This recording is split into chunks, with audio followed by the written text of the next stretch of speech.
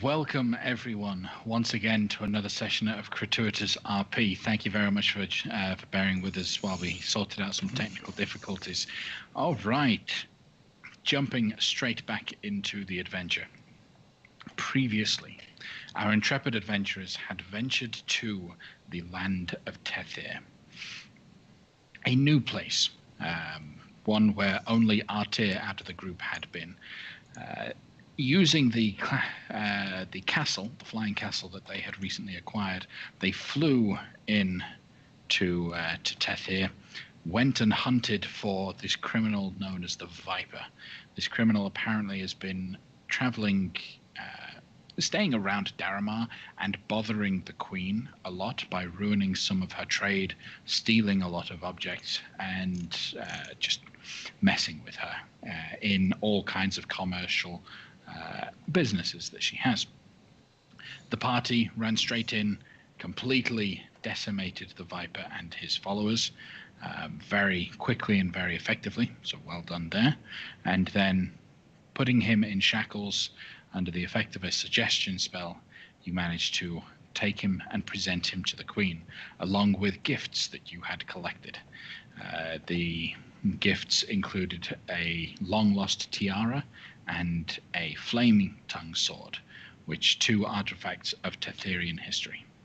With the Queen on your side, you invited her to dinner at the castle, and a couple hours will go by before she arrives. You guys are now leaving the initial meeting with the Queen, so you've just finished that and left her humble palace. The Viper is in the custody of the Queen's Guard, and they will be questioning him and dealing with him. But in the meantime, before the dinner, which a couple hours from now, obviously you need to notify your cook to start preparing stuff. But what would you guys like to do? Well, she requested to have advisors scout out the castle ahead of time. Mm-hmm. So I would like to go back up to the castle, fetch the ship, and bring it down for the advisors. And while in the castle, I would like to speak with the cook and ensure the cook has all the ingredients, and also to find out what the name of the cook and find out if he has any interesting or humorous characteristics that might be entertaining for viewers, such as myself, really. Mm-hmm. Okay. So, I also need to find my bard friend to reward him and see if he'll stick around for more hijinks. He absolutely fascinated with the castle. So the moment you guys landed, he, or at least came nearby, he was constantly sticking nearby close to you, wanting to be able to see your flying castle and visit it.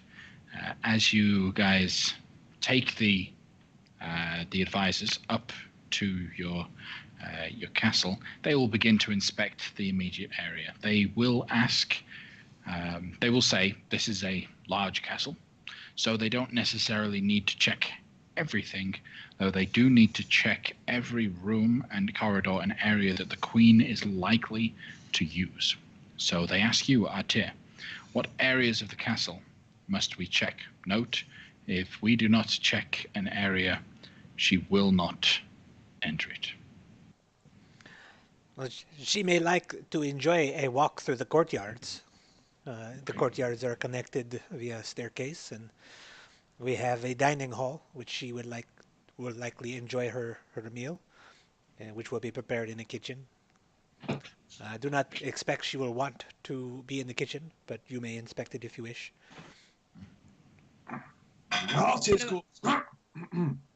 What about the bestiary? What's that? She may be interested to see the griffins. It's a good idea if she is curious about such things.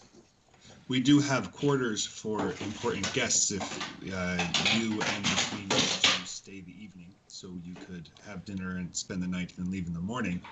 So perhaps you'd like to see the dormitory wing and the various rooms that are there.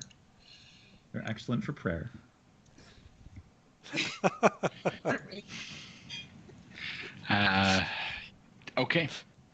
they begin to split up. These 5 advisors begin heading separate ways,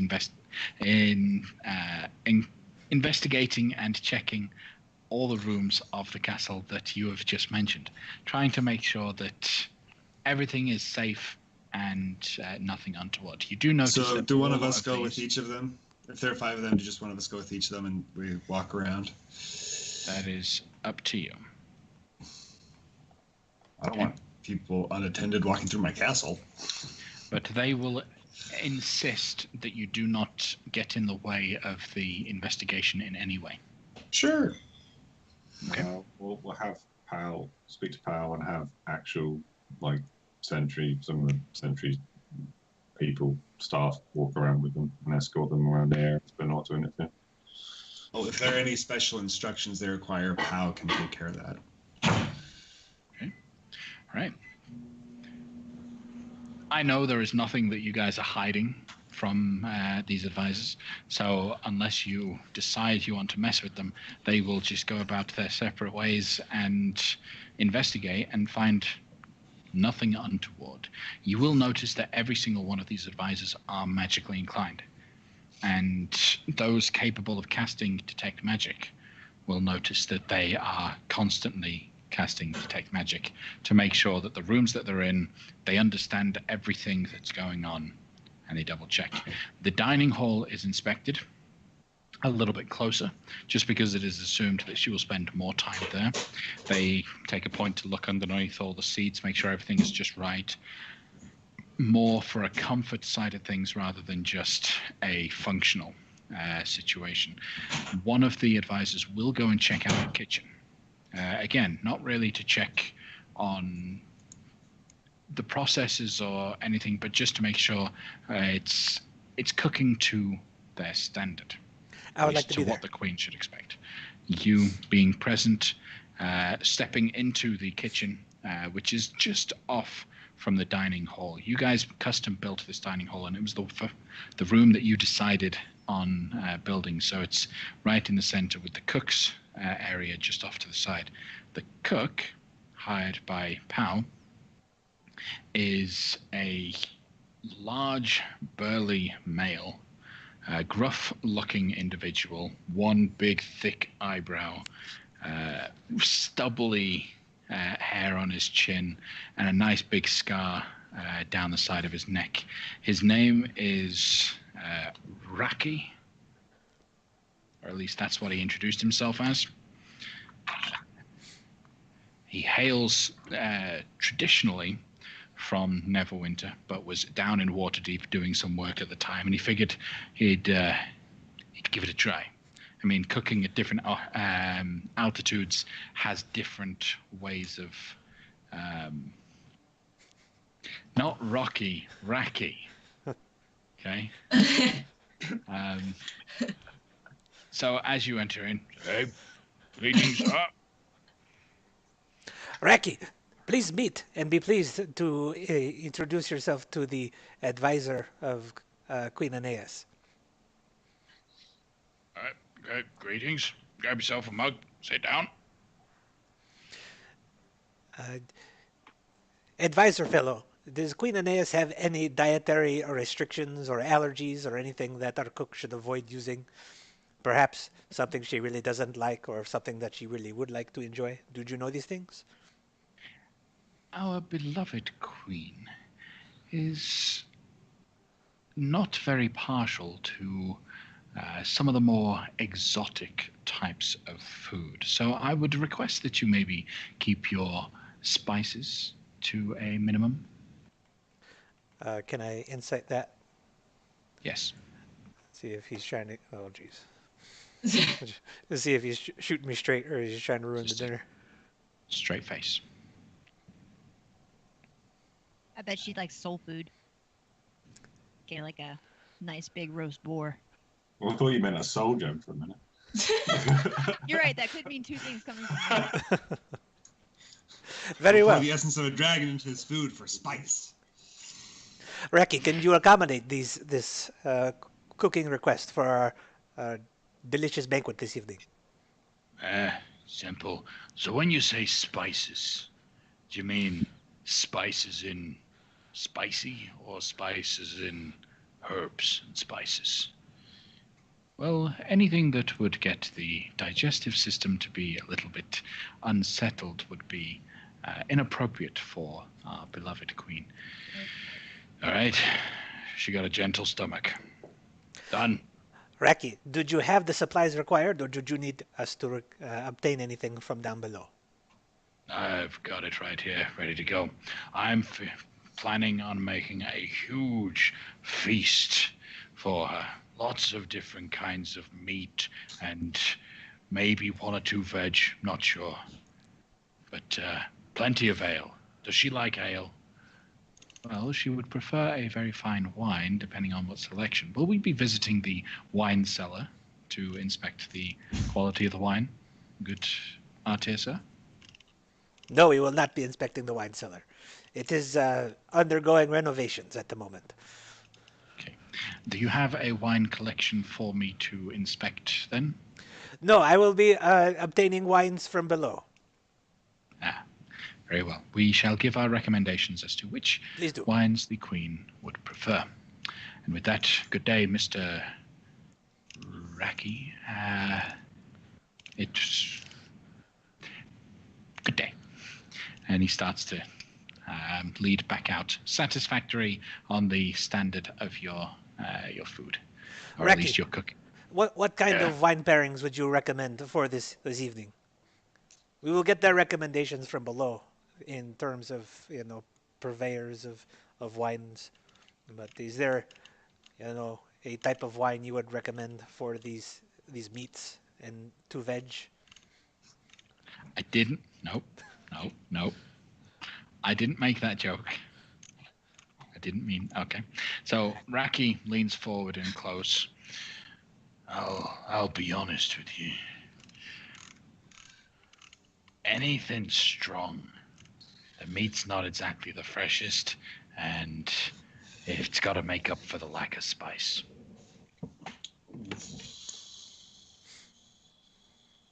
Very well, Raki.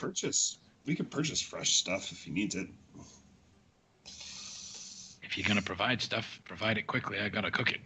I could also prestidigitate her food to make it a little tastier. No hand gesture. No magic. At the Okay. table with her. No. Okay.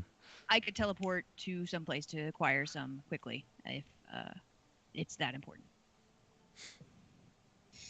What would be optimal in your estimation, Raki? What would you like us to do?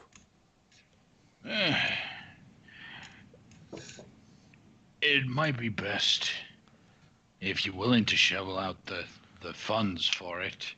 Go and get yourself a nice big cow, and I can cook it myself. How long have I got before dinner? Just a few hours. Yeah. It might be best to get one pre-cooked, and I will do a little bit of herbs and fiddling.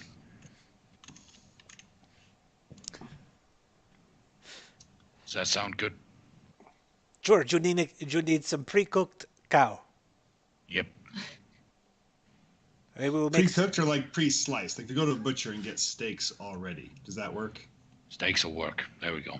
That'll make it quick. To the grocery store. All right. You guys are able to acquire the various goods depending on how lavish you want to make this entire meal. To be able to feed a full banquet hall, or at least what he's planning on, with the Queen's entourage that would be present, an average meal is going to set you back 200 gold. A fine meal is going to set you back more like 500. So it's up to you how you deal with that. Is that 500 a head or 500 total? Total. She's not bringing too many people. Yeah. What about something in between? I will splurge. For the 500.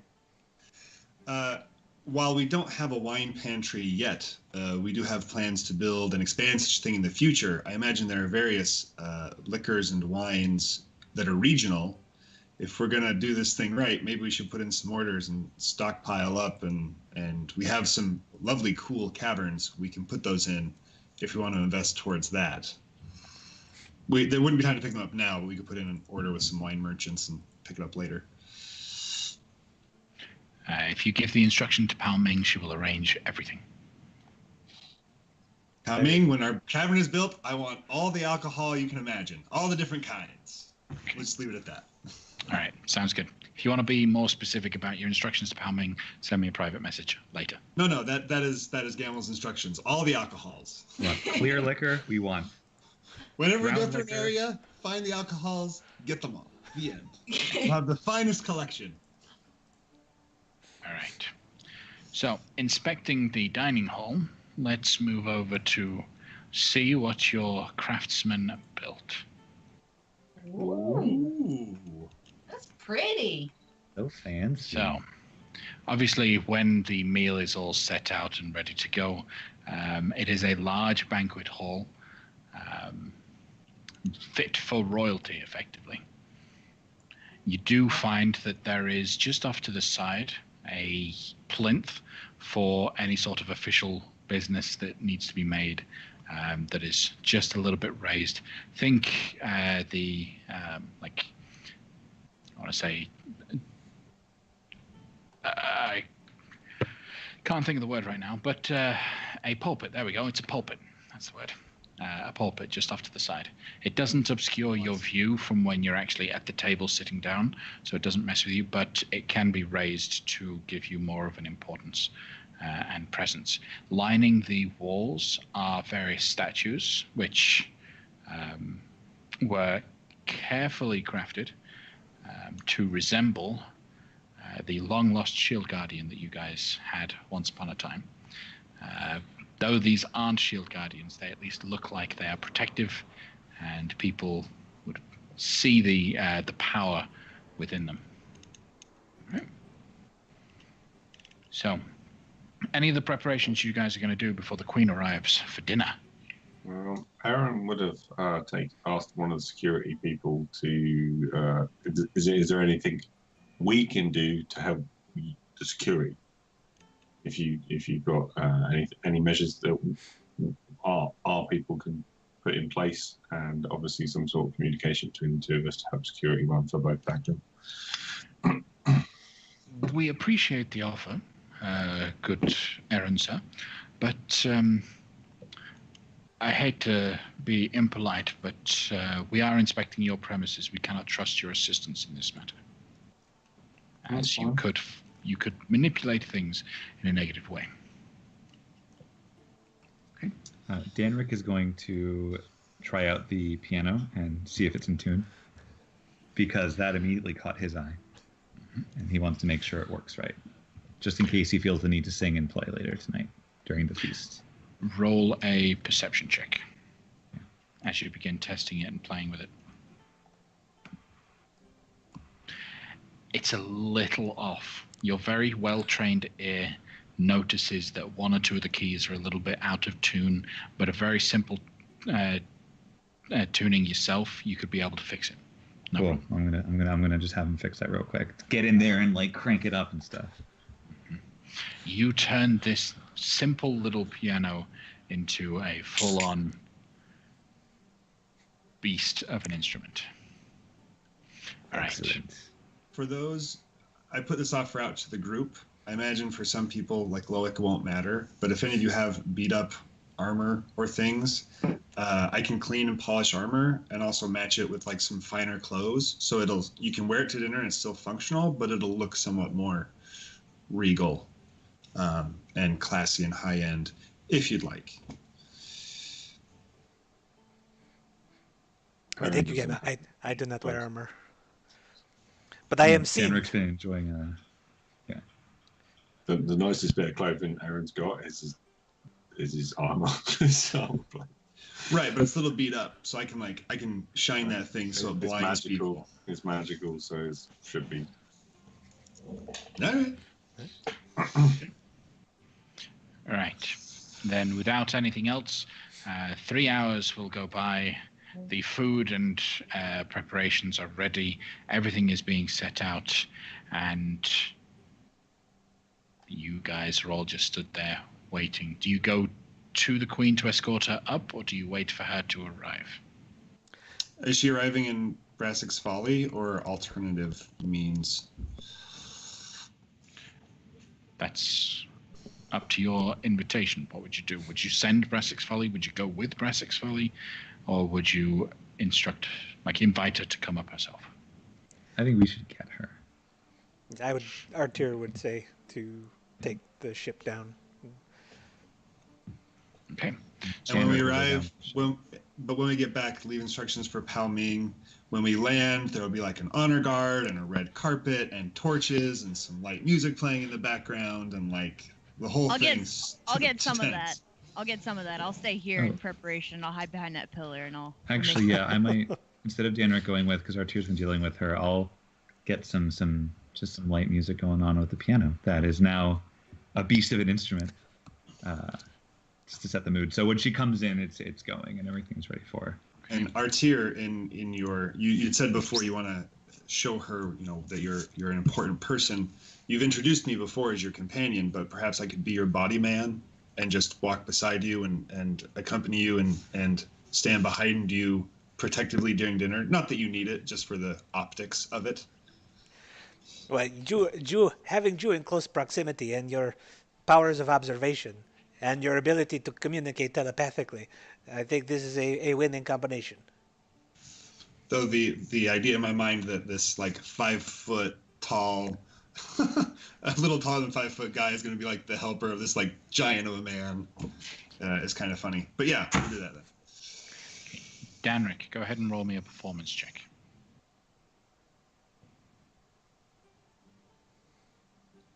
All right. Magical sounds just begin to cascade through the hall. You somehow manage to make this piano sound like it was the first piano, the greatest of pianos. No one has ever heard music quite this good as you begin to play. Brassix Folly will take those of you that go down to the Queen's home, where you are greeted by her guard, and they have you wait. You stand on the front gate another 30 minutes as she is preparing for dinner. Classic Danrik first date. still playing away for that whole time, waiting for her to arrive. I'm just doodling at this point, Well, improvising some fugues.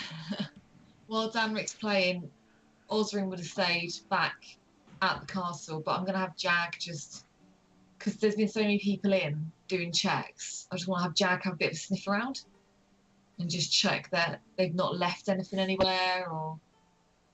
Okay, roll an investigation check. Jay. If I see you're doing that, I'm willing to help. Okay. Hold on. Perception or investigation with Jag? Investigation, because he's looking specifically for Is something. he smelling though? Alright, so go straight and tell it. It's not really something he would be sniffing for. Okay, alright. That one. Yeah. Oh, it's not bad. Did you mean to roll the save or just the... Oh, no. Sorry. Didn't mean to roll Yeah, that. because it's an intelligence check for That one there. investigation, so it's That going one. to be crappy. Yeah, is it the same? I mean, it's a 0 modifier. No, it's No, it's minus. not. It's minus points. There you go. Sorry. Okay, well, he still rolled the same, an 11. Okay.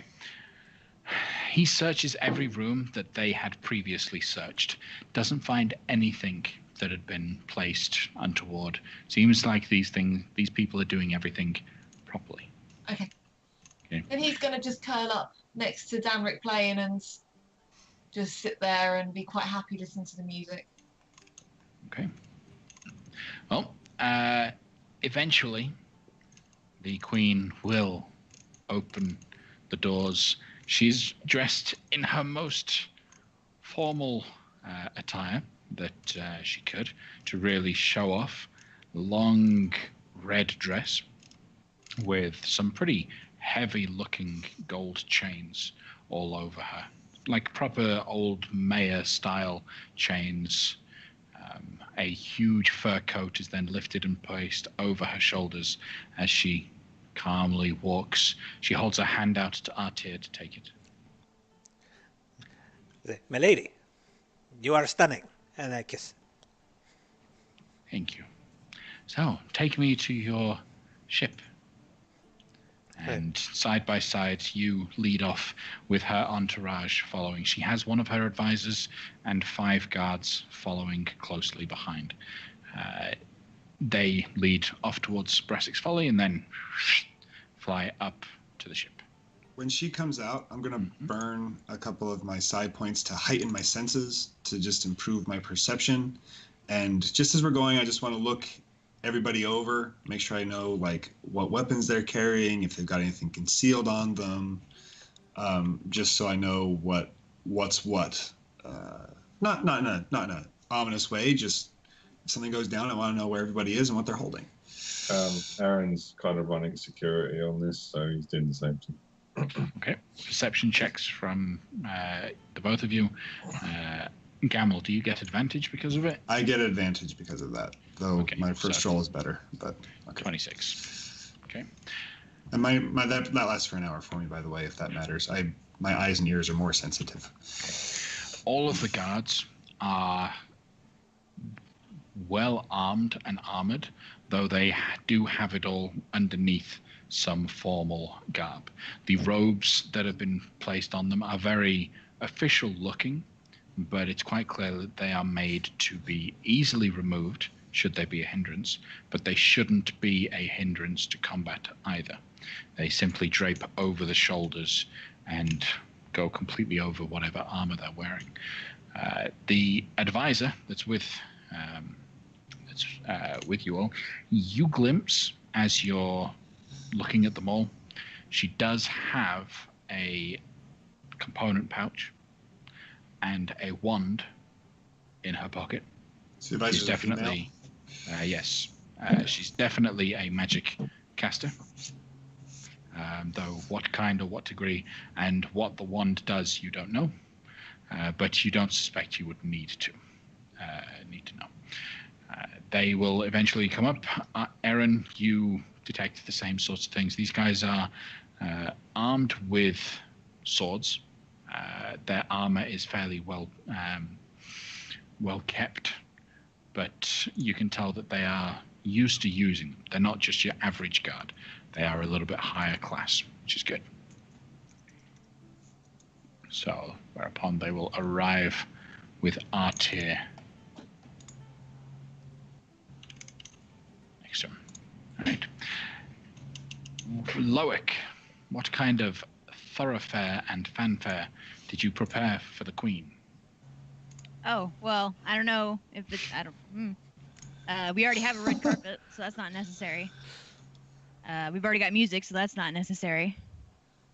I feel like anything else will be unnecessary. Okay. Right? Well, when she comes in... You don't want, like, movie spotlights, like, waving where everything is, like, come in and land? I think it should be bigger if I'm going to spend a whole 3rd level spell slot on it. I'm talking doves releasing, fireworks, and, like you said, the honor guard made of methods and stuff, but she's a simple lady, it seems, and it seems like she doesn't really tune in well to all the pomp and circumstance. So I'm gonna let her walk in dignified and enjoy Danric's music, let it seep into her soul without any kind of distractions. Oh well, my plan is when she comes in, it might not be as dignified, but when Danric sees him, he's just gonna look at her, say, "Ma chère mademoiselle, it is with deepest pride and with greatest pleasure that we invite you to pull up a chair as the dining room proudly presents your dinner. Be our guest, be our guest," and he does it, and then he, plays and tries to get everybody going, yeah, and we'll see how much they like it, but, Danric's going for it. If he's doing that, I will absolutely help him by animating the objects. Yeah, I would say a gratuitous amount of mage hand and animate objects would definitely create an entire big dance party of cutlery. Aaron is going to facepalm. Okay. All right. All right. As you all lead through and the song and dance finally finishes, the last of the animations of the furniture and things is to open up the chairs. She will expect to be seated at the head table, and so she will immediately begin walking up towards the As she starts to walk, head table. I'm looking at Erin and I'm saying, be nice. Be nice. That's nice. Just be nice. Knowing that he's going to have a bit of a chip on his shoulder tonight. Why is he going to have a chip on his shoulder? He doesn't like nobles. Not all of them. So, wife's intuition. Just be nice. Aaron is not seating himself, by the way. If you haven't read RP this week, Aaron will be running security and staying on the sidelines, observing. No, I noticed. Okay. Right. The night goes on quite well. The cook brings out the first course, a delicate appetizer of different forms of potato cooked in 15 different ways. I'm not going to come up with them all right now. He's a master cook. He probably came up with them and they're his secrets, and I don't want to divulge Raki's secrets. So, the meal is lovely. The main meal. Are you actually thinking of? Okay. The main meal comes out shortly thereafter, and it is steak. It is a great, nice, big steak dinner. You will notice that every time a plate is placed in front of the queen, that her advisor casts a spell over the food, and then she begins to partake. Arcana checks from anyone interested to tell what kind of magic is being used. I think Aaron's going to have a go at that. Which one is I think Loic would expect Aaron to have a go at trying to identify these things. You're worse than me. So, yeah. Right. Erin, you start thinking for a moment that this is bad. Casting a spell right next to Artir could be dangerous, but very quickly are reassured when you all figure out that this is quite simply just her advisor casting Purify Food and Water to ensure that no ill forms or dangerous chemicals have been placed on or bad things in the food. She enjoys the meal and then turns to Artir. So, this is a wonderful castle you have here. Would you like to see the rest of it? After dinner, of course. So, you came bearing gifts. You came and impressed me, I must say. But surely you must have a reason for all of these gifts. I'm not so naive to assume that you don't have a purpose. Well, my purpose is to Tathira and to my queen, my lady. And somehow I sense there is something more. Tell me, Artir Argentifero, why have you returned to Tathir? Well, I do mean to return to my homeland of Zezespur. Are you familiar with the Argentifero family? Yes. After you left, I had some of my advisors just do a quick few checks, a few spells, investigating.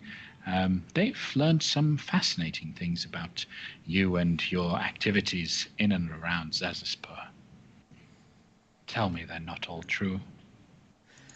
It is unclear of what you have heard, what may be true and what may not be true. But even the true things are taken with a grain of salt. Is the volume that we're speaking at? Do I sense we have privacy? Or to a degree, you won't have privacy from the advisor and the guard that's stationed behind. He's obviously trying not to listen in, or at least not to look like he's listening in. But of course, he's listening in. He's also staring heavily at the food as he is quite hungry, but as a guard, he can't have any until his shift is over. I telepathically contact Artir and just let him know, I'm just listening. If you have something you need, let me know. Like, I'm listening to you telepathically, so if you need to communicate something to me without anyone else hearing it, that's why I'm behind you. Very good, thank you. So I lean in closer to the queen. I said, "But my lady, before you learn more about me, I would love to learn more about you. It is a shame that I am one of your subjects, but my time abroad has left me woefully ignorant of what you have been up to these years. Queenliness suits you, which is obvious, but what do you think of your lot in life? How do you feel that your reign is going?" You're not going to skirt around the questions that easily, Artir. Carl might not, but Artir for sure will. Roll a persuasion check.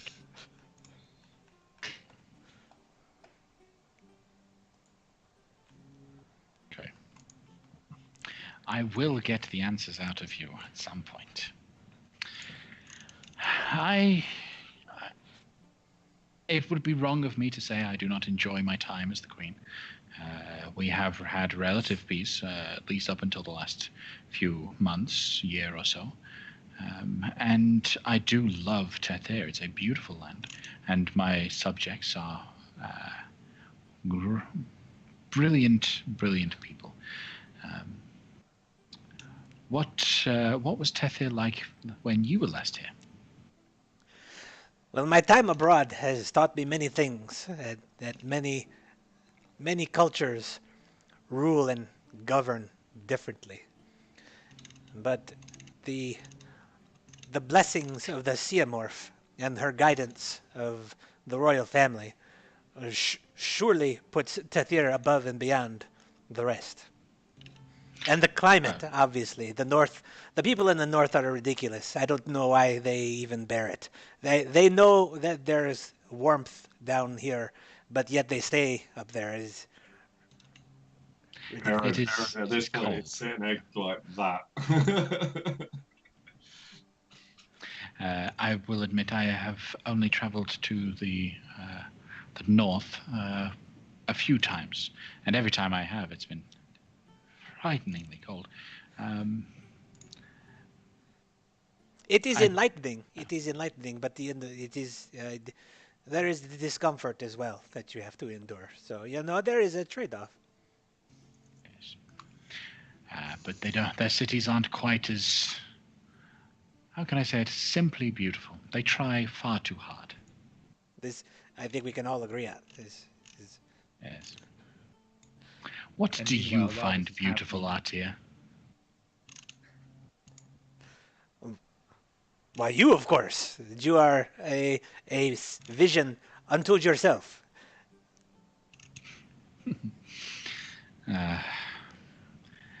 I was hoping you wouldn't just simply constantly try to woo me with what's obvious. If we had more privacy... I was hoping there was some depth to you, my good man. If we had more privacy, I would be happy to let you know in my inner feelings. Could we perhaps take a walk, a stroll, where we may learn about each other in greater detail? Sadly, I cannot be alone. That would be improper. But my advisor shall come with me. She is more than capable of protecting me. Is the advisor human? No. Can I tell what she is? Roll a perception check. I still have advantage, I hope. Yep. Okay. So she is definitely, or at least she looks, half elven. There are elven features, but she's not completely elvish. You do glimpse that there is a slight tint in her eyes that you recognize from Artir. This advisor very cleverly hides it, but she is Yuan-Ti. A Yuan-Ti elf mix. Interesting. Well, would you care for a mid-dinner stroll through the courtyard? Sure. While your cook prepares the dessert, let's go for a walk. And the three of you walk off alone, arm in arm, with the advisor close behind. Erin, what's she doing? Aaron's going to follow. With Jag. Okay. From Loic, a what were you going to distance, say? I'll follow as security for Okay. us. For the queen. Loic, what were you going to say? Might not be necessary now, so never mind. Okay. All right. The queen looks around. Hardly private. So tell me, Artir, what is it you wish to talk to me about that you cannot talk to me about in front of upstanding individuals such as your companions? It is not them that I wish to have privacy from. It is from the other people in your court. Although they are assuredly trustworthy, but I wish to give you the information before you determine whether or not you wish to share it with anyone else. Very well. I appreciate it. It I has, assume this has something to do with the Viper. indeed, it has to do with the culprit and villain known as the Viper. Between the time we captured him and brought him to you, we learned that he was not working alone. And I know that such a thing could be scandalous in the court, so I did not wish to bring it up earlier. I did not know if your peoples have gotten any information from him, but I am happy to share what we have learned. We were only able to determine that he is being led by, or at least following the orders of a noble of Tethir, though I could not find out which. Well, allow me to tell you, it is the identity is of this noble is named Menemisi Repti, and the Viper has declared that all of his ill-gotten gains are being shipped or being wagoned to Castle Tethir. Interesting. Now, I would like to offer my service and the service of my company to bring in and bring justice to this Menemisi Repti, if only to please you and be able to be of some service. Of course, you have my blessing, Artir, but tell me why you are doing all these things to gain my favor. It is not common courtesy or desire to serve the country that drives you. I know that. She is a very charismatic person. Didn't mean to do. Okay.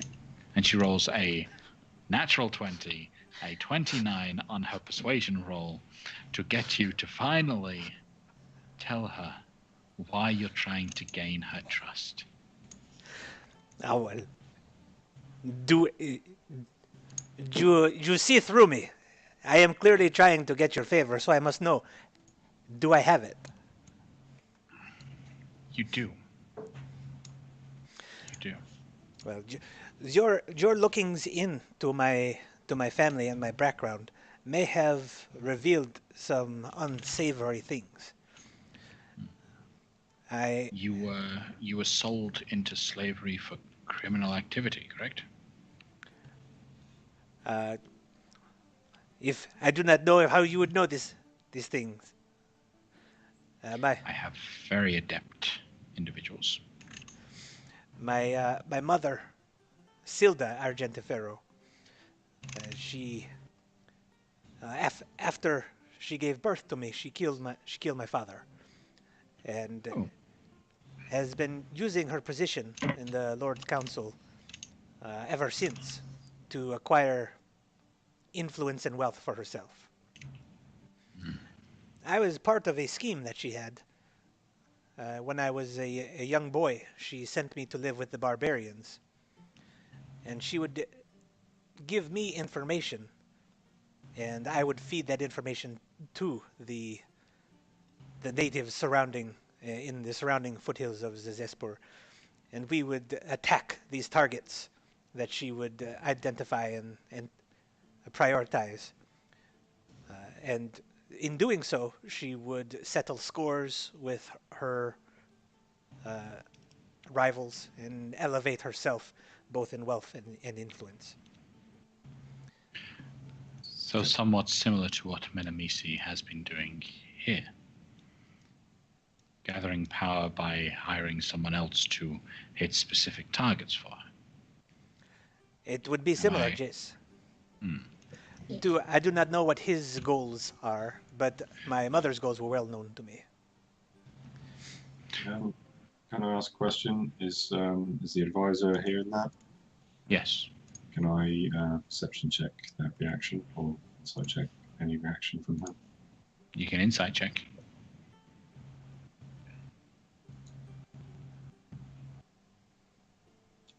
Good. No additional insight.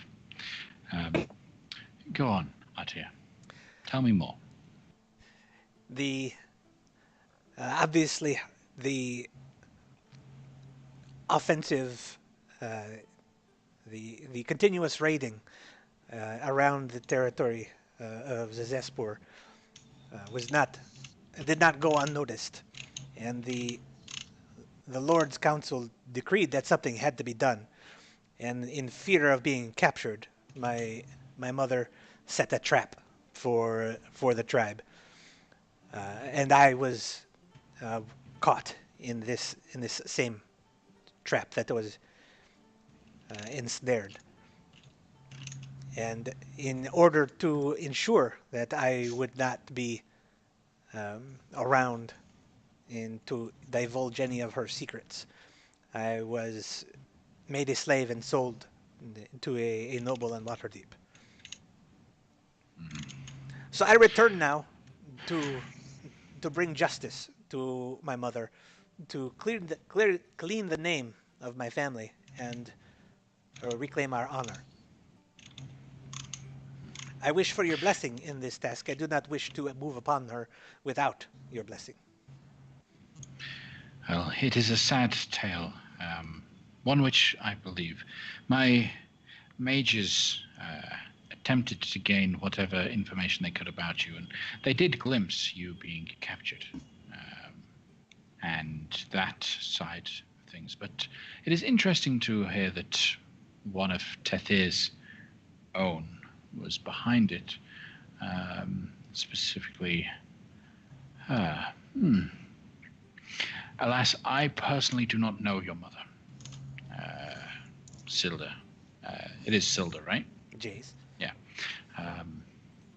I do not know her myself, though I cannot speak for her, her person, or the veracity of these claims that you make. However, I find myself believing you. As such, as long as you can provide evidence of the righteousness of your acts, then you have the support of the ground. I am humbled by your majesty and wisdom. And I am obviously at a loss for ideas and words and how to communicate and convey my appreciation. Perhaps you could tell me what sort of evidence you would accept as evidence of the righteousness of my quest.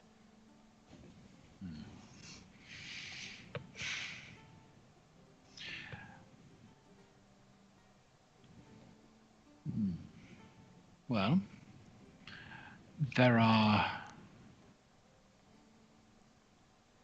mages in my employ that are capable of fairly powerful magics, and if you were willing to stand trial for your actions and speak the truth, then the crown will support your claim, and if it is proven to be true, then we will back you up in whatever you desire. I will follow your counsel. I fear that I am not an innocent man in this. I was but a child when my mother sent me on her subterfuge.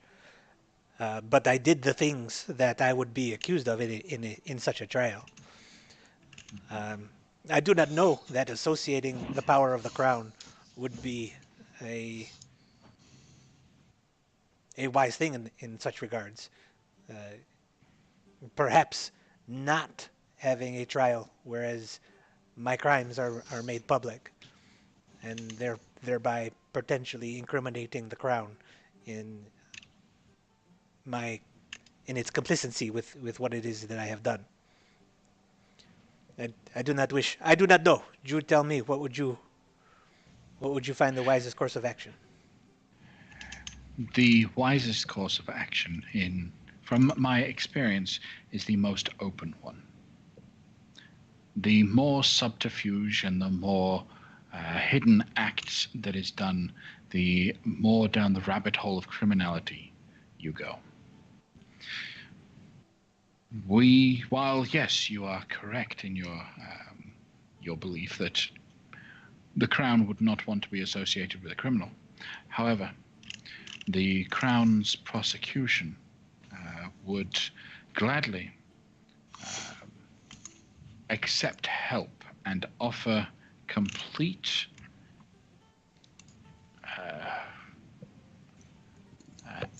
it's not anonymity, it's immunity. Immunity, there we go. Immunity to an informant that would lead us to the capture of a criminal against the state. And if it is true that your mother did marry, conceive, and then kill her husband, then that is a crime against the state. A crime which cannot go unpunished and must be punished. So, would you like me to apprehend this criminal, Silda? Or would you like me to exact vengeance and justice upon her myself? What is it that you want, Artir? Do you want vengeance or justice? I do not see the difference. Do you want to see your mother executed in a court of law or by your hand? I would happy to be an agent of your law and thereby fill both requirements. Roll a persuasion check, as she knows what you mean.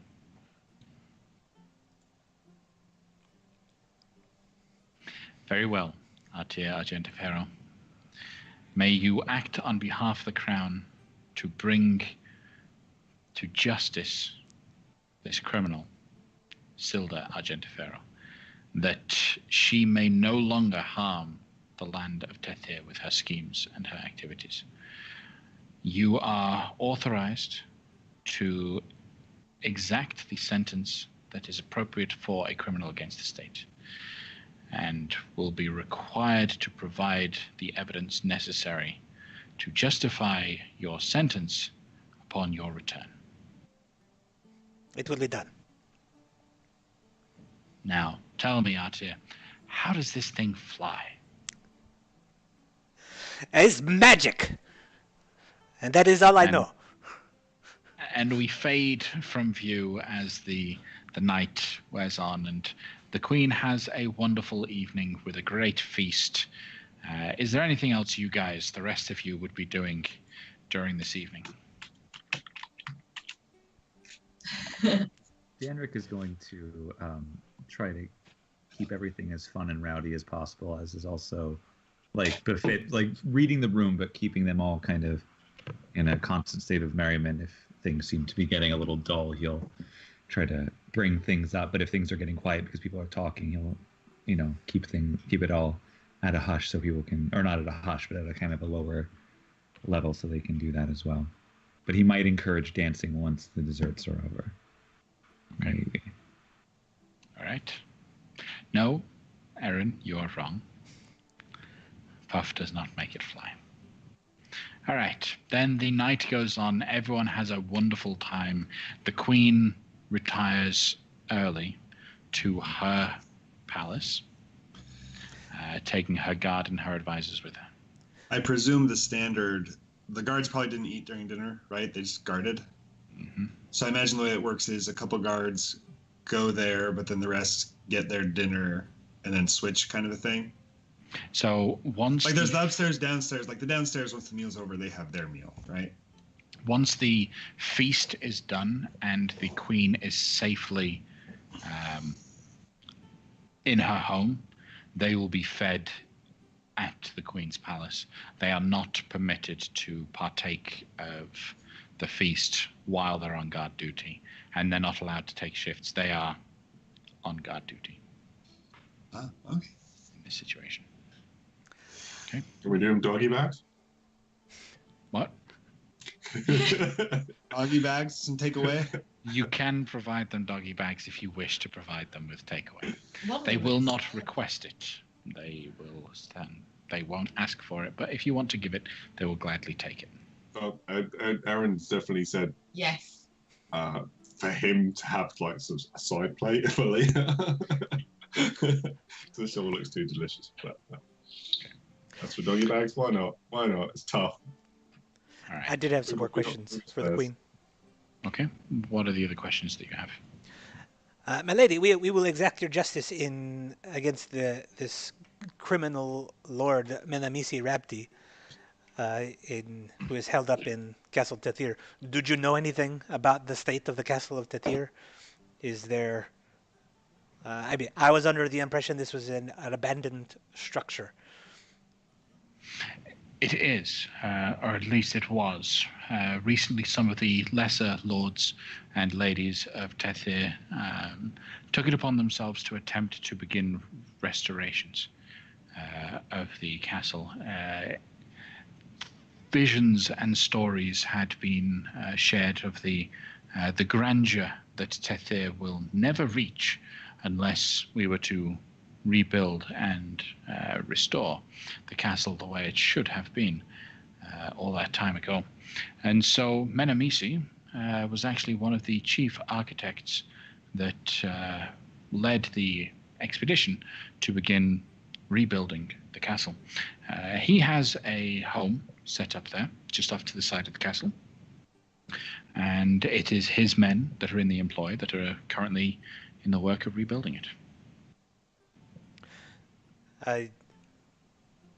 While we are very much accomplished adventurers and have assaulted a castle before, I wonder if you know if such an act against the castle would require a siege of some sort, or are we, or is it still in sufficiently disrepaired state that we can just walk in, whether or not we are stealthed? You will find the castle has barely even begun. Most of the preliminary work that they have been doing, to my understanding, is on the foundation, underneath the castle itself. Menamisi and his men, and the other lords that followed him, each have their own homes that they built first in and around the castle that they would be living in. So you will find a simple home has been built up and secured for him, but no siege is going to be necessary. I think a heavy swing of your sword should knock down any door that blocks your path. Very well. And what do you make of this criminal, the Viper?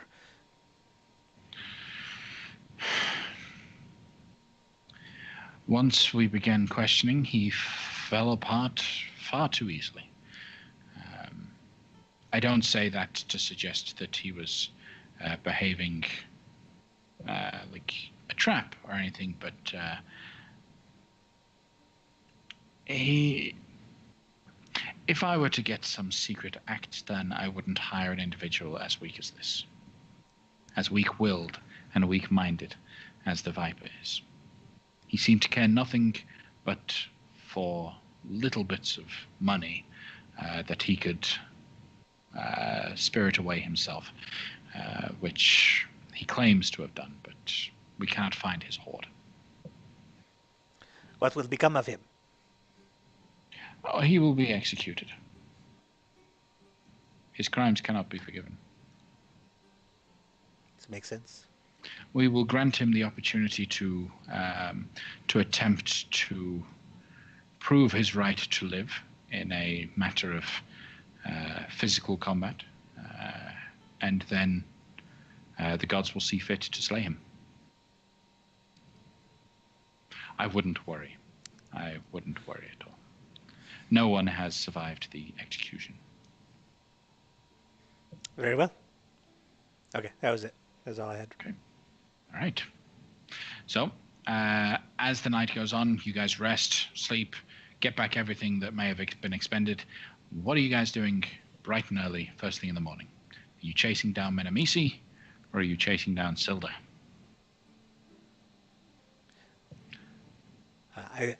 Before the night, sorry, after the queen left, I would get us all back together. Over drinks and leftovers. Yep. Oh, do we get the benefit from the feast? Do we get to pass out some 1d8 inspiration for having that banquet? Yes, you do. So who rolls? For viewers at home, by dining a banquet every 7 days in the dining room, you get 1d8 worth of inspiration to pass around. You get 4 pieces of inspiration. But correct me if I'm wrong. No, actually, how many of you already have inspiration that you just never use? None of you? I think Okay. we've all spent it if we earned it. All right. So you have 4 inspirations, DM inspirations that you can take. I'll forego. Okay. Aaron, Who why don't you else just else is assign a 5? them? We're all going to be too kind about this. Aaron, you should just assign them. No, you. Okay. You I'm hang up fine. first. You hang up first. I'm fine about it. All right, done. Osrin, Danrik, Artir, and Jag. Yay. No, I'm kidding. We'll give it to Gamel. Jag doesn't. I was thinking, hey, Jag, cool. I Jack, didn't know his character sheet wait, had an inspiration slot. Yeah, don't worry about Jack. He you know, he won't survive long he enough. won't to use it. survive long enough. All right. So, my friends, thank you for helping me carry off this wonderful feast. I think the queen enjoyed herself. That was a very Great. inspired piece of music, Danrik. I have never heard it like before.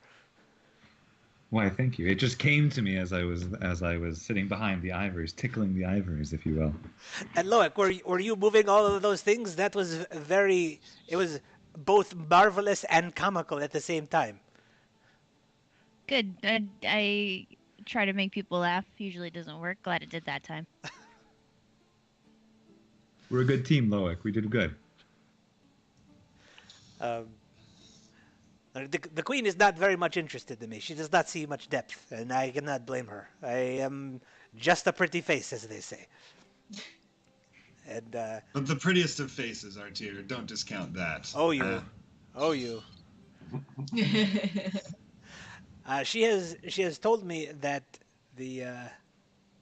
she has given me her blessing to pursue my personal quest of revenge against my mother, provided that I am able to also obtain evidence of her wrongdoings. One specific claim that she took issue with was her assassination of my father.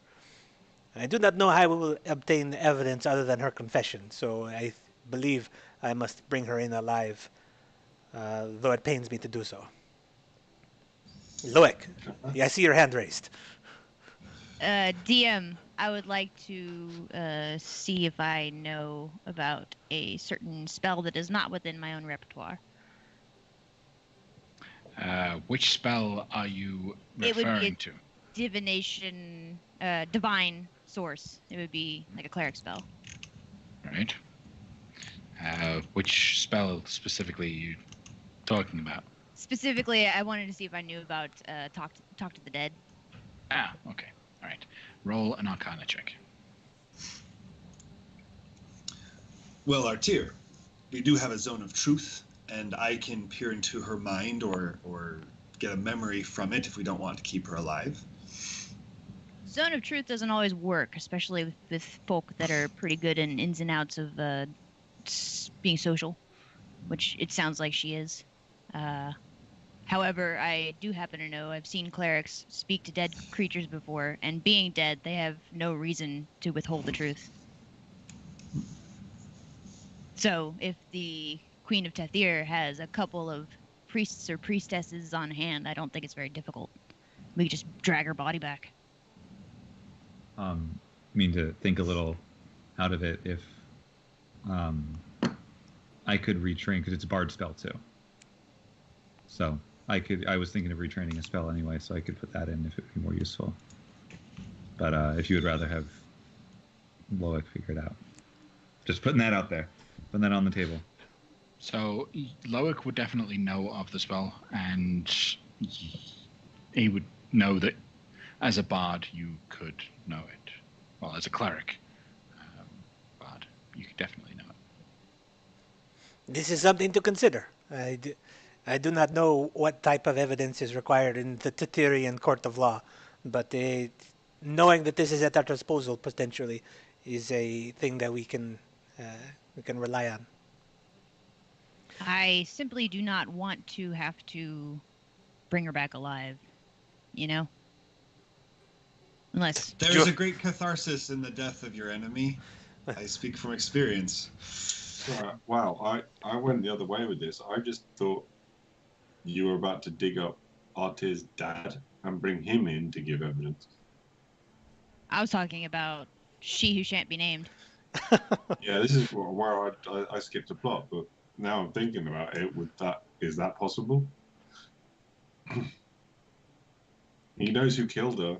We just have to bring him in. It won't be pretty, I imagine, though, Artir.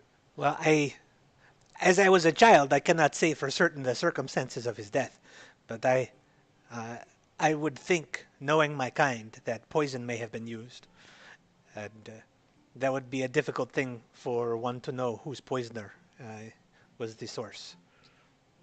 So even if we had first-hand testimony from my deceased father, it might not be able to pin the crime on a particular person. The other thing I want to raise, Menemisi. Queen was quite astute about him and the Viper and the similar situation about you. Is there any chance that Menemisi might be associated with your mother? There is a chance. I do not know for sure. The nobility within Zezespor was largely not concerned with the nobility elsewhere in the kingdom. Zezespor is a metropolis, and it is they all believe that they are superior to the rest of the provincial folk that live throughout the rest of the kingdom. I do not know if they would engage in courtly games, but it is possible that my mother has have greater ambitions now that she has secured enough power in Zezespor. I do not know. I don't know if this tactic is familiar in this region, if it's a common thing that the nobles do. If it's not, it's a bit coincidental, that's all I'm saying. And maybe we should pull on that thread before we try and trace down your mother. At least then we may have somebody else that we can gain some evidence from. If not for your father's death, just the association of criminal acts. It can be easily assumed that it is a common practice for nobles to cause another individual to commit their crimes, just because as a scapegoat it's easier that way. So while it is a little similar, a little too similar for most people, it can be easily common. I did intend to bring justice to this Menamisi merely for the sake of he being a criminal, and knowing his location and what his crimes have been. And I believe this will elevate our status even greater in Tatir. And the location of Castle Tatir is between here and Zazespor. So it seems reasonable to take care of that issue first. That way we are more likely to have more favor if we are able to achieve this. Say again? Why are you giving evidence? I'm sorry. She seemed to think that if you gave it some sort of testimony that you could be criminalized again, but you've already been punished for the crime. You've served your time.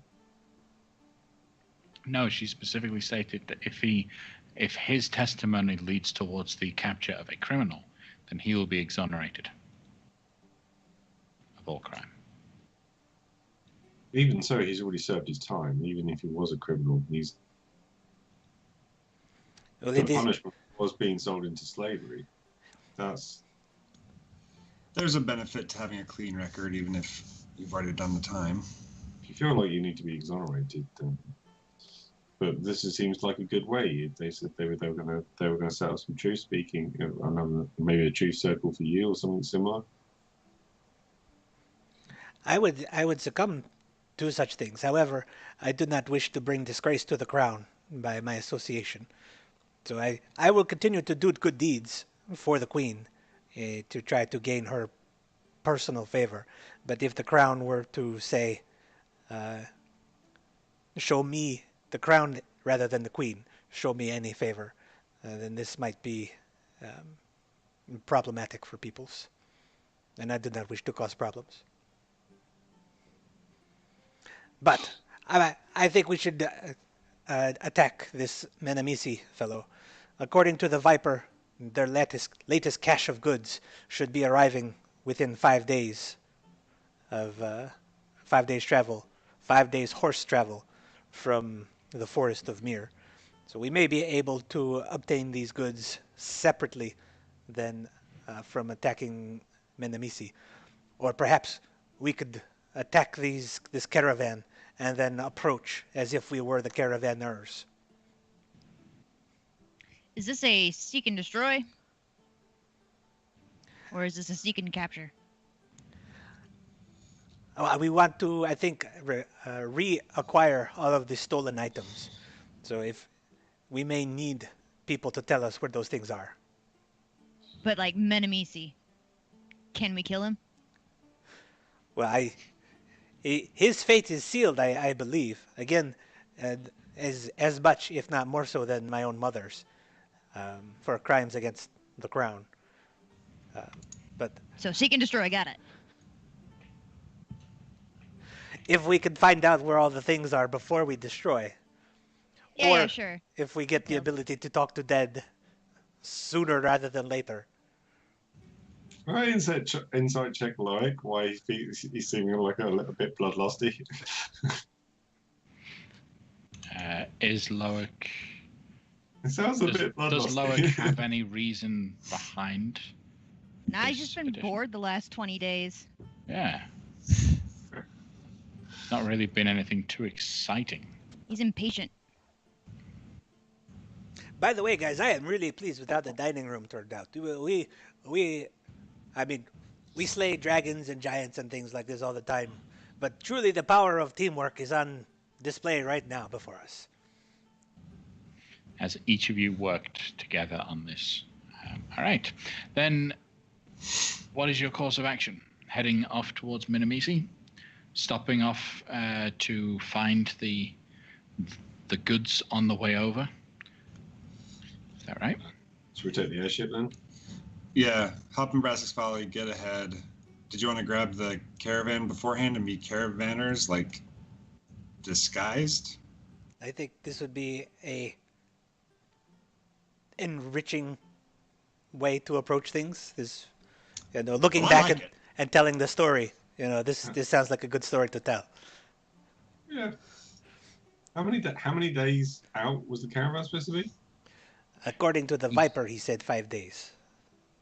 So you guys, it would take 5 days to get there, right? That's what I said?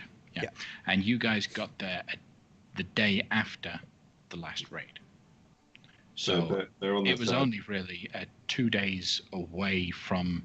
By the time you guys wake up after dinner, that's only one additional day. It's only been traveling 2 days.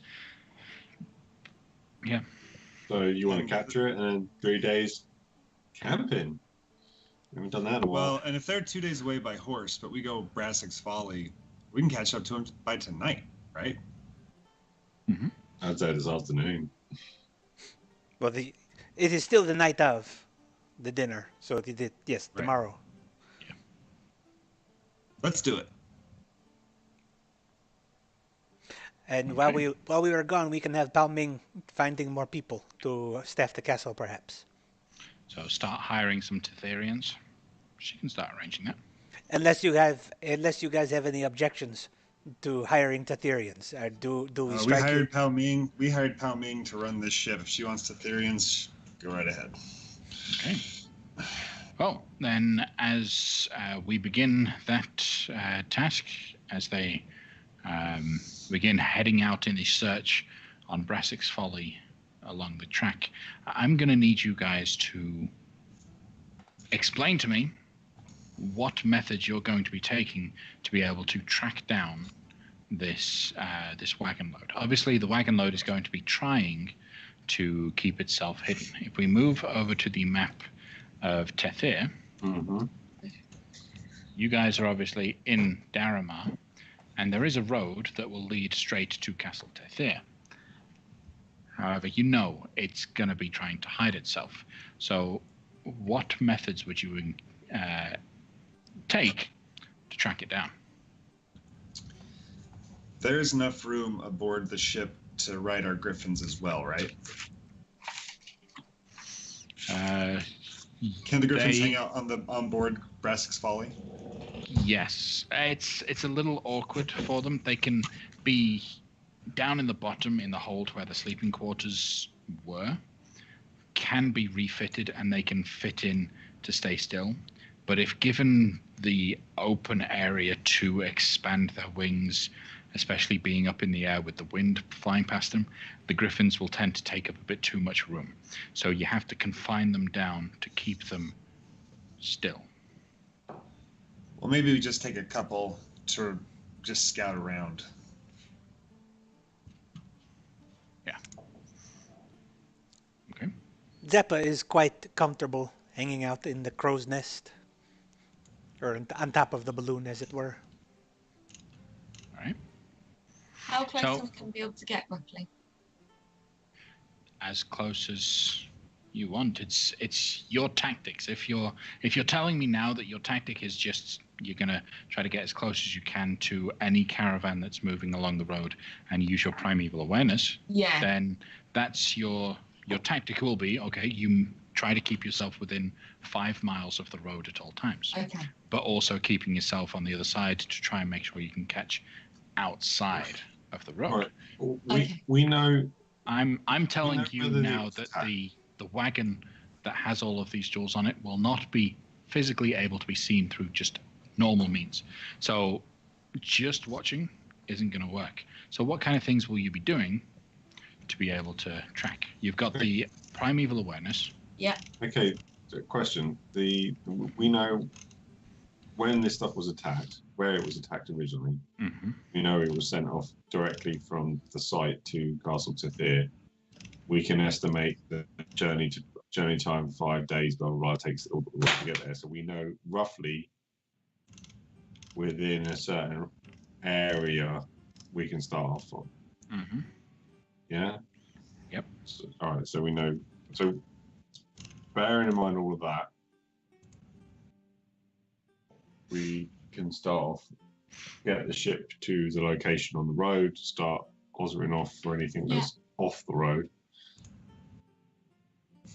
Okay. Because anything we were assuming that anything on the road can be ignored because they're trying to hide themselves. Could be. Yep. Yeah. Anything else you guys would be doing? Loic?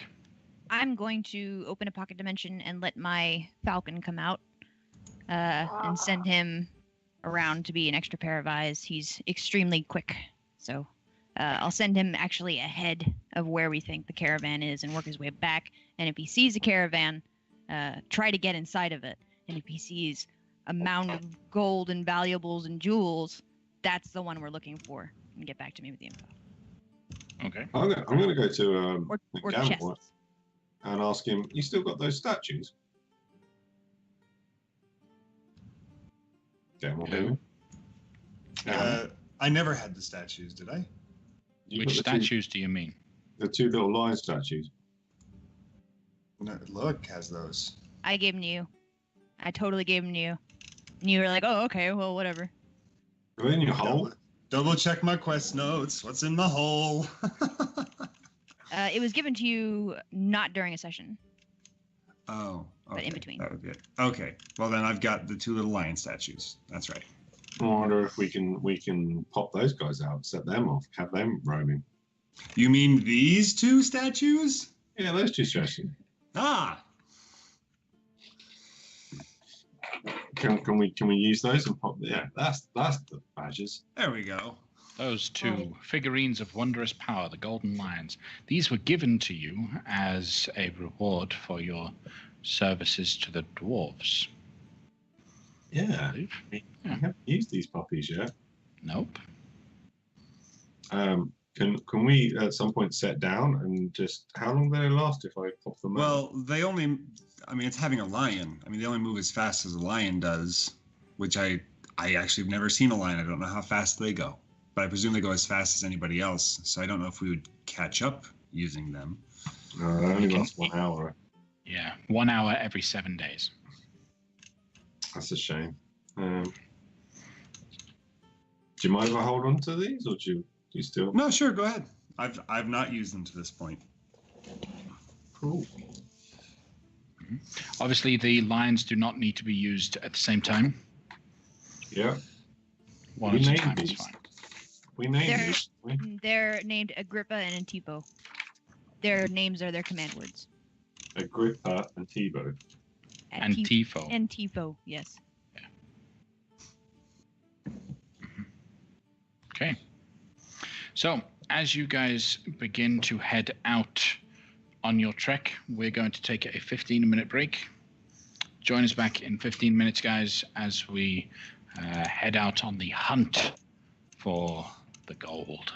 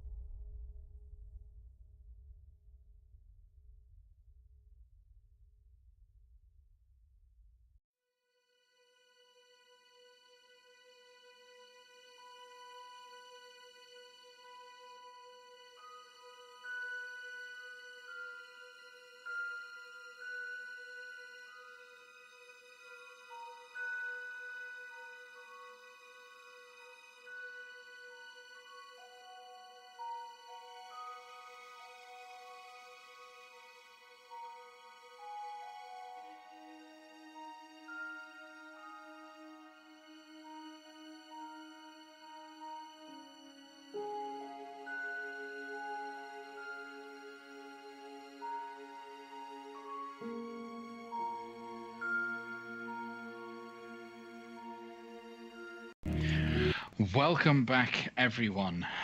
The lavatory monster has taken a few of our players as they fail to return on time. They all have disadvantage on the next thing they attempt. No, I did not. So I just said something about some news. Which, when we're not live, it might be. Okay. I didn't realize we were live. Sorry. Hi. Hey, cool. All right. Welcome back, everyone, after the short break.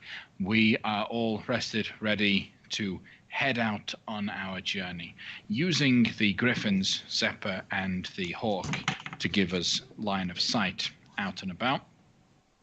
Using the primeval awareness, you guys skirt Bressik's Folly, your airborne ship, close to the road along the road towards Castle Tethir. I would like survival check from someone in the group with advantage, because you're all kind of working together as you attempt to find it for the first day's worth of travel with the ship. Okay.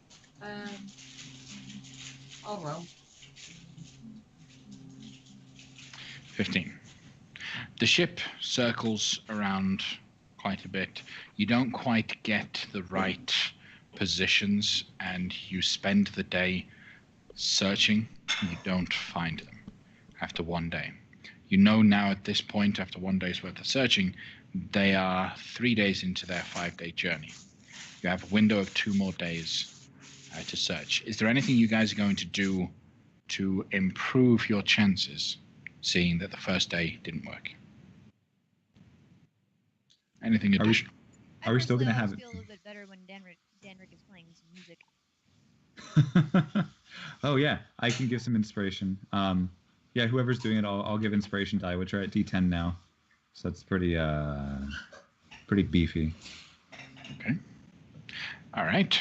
So in which case, on the second day of searching, so do make sure that everyone is refreshed from the previous day.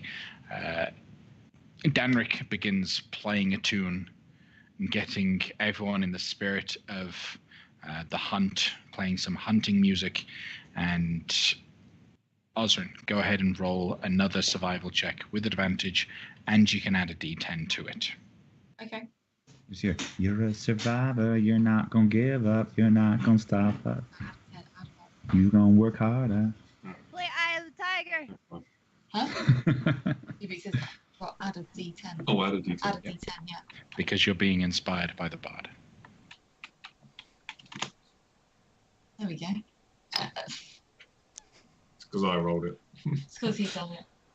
Unfortunately, during the second day of searching, you fail to locate the right wagon. You do find a couple wagons. There's actually a large caravan group that are heading along the trail, and you make a quick investigation of them, try to get an idea if any of those caravans are the ones you're looking for.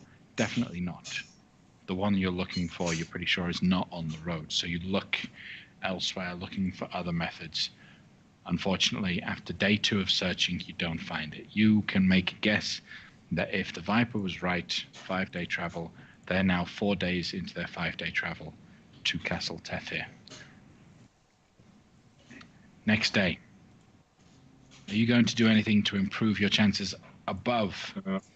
Aaron's gonna be. Well, they'll need at some point to make a change. They'll have to come to the road at some point, or close to some point. So maybe it's better if we go ahead and see if we can observe them approaching. Okay. So rather than just kind of circles or searching patterns, you go to the other side and start making your way back. Okay? All right. Then on the third day, the last chance that you have, Osrin, go ahead and roll another survival check with advantage with a D10 inspiration die. This time it's going to be Eye of the Tiger, because I think that's going to get it. You got it. Rising up, back on the street. Oh, there we go. Take my time, took my chances. That's all you needed to do, Danrick, this whole time. I'm sorry, I didn't want to bring out the big guns. I didn't think it was going to be that much of an issue. Yeah. Yeah. 1 d10. There we go. A 31. You wake up the morning of the third day of searching, and you just realize, you know what? This is silly. I can hunt people better than anyone.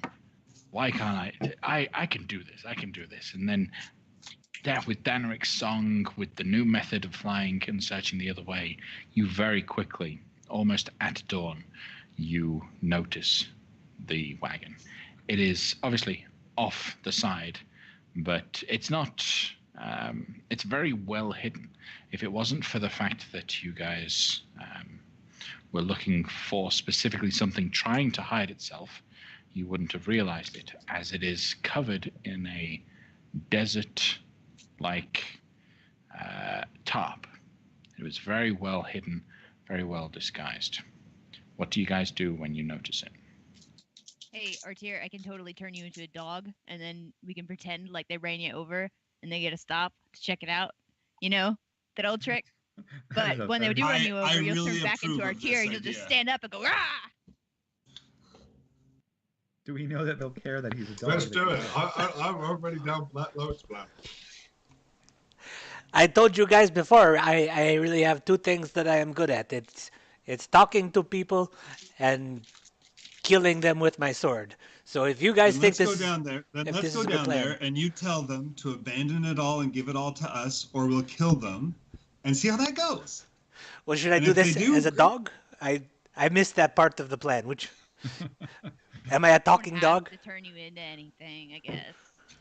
We could just fly down in our massive airship and scare the hell out of them. Wherever Artier's standing when he tells them to leave, or we'll kill them, is up to him. We could also just kill the horses. That's a. Those horses didn't do plan. anything wrong. Why do we got to kill the horses? But then, We can make it very quick.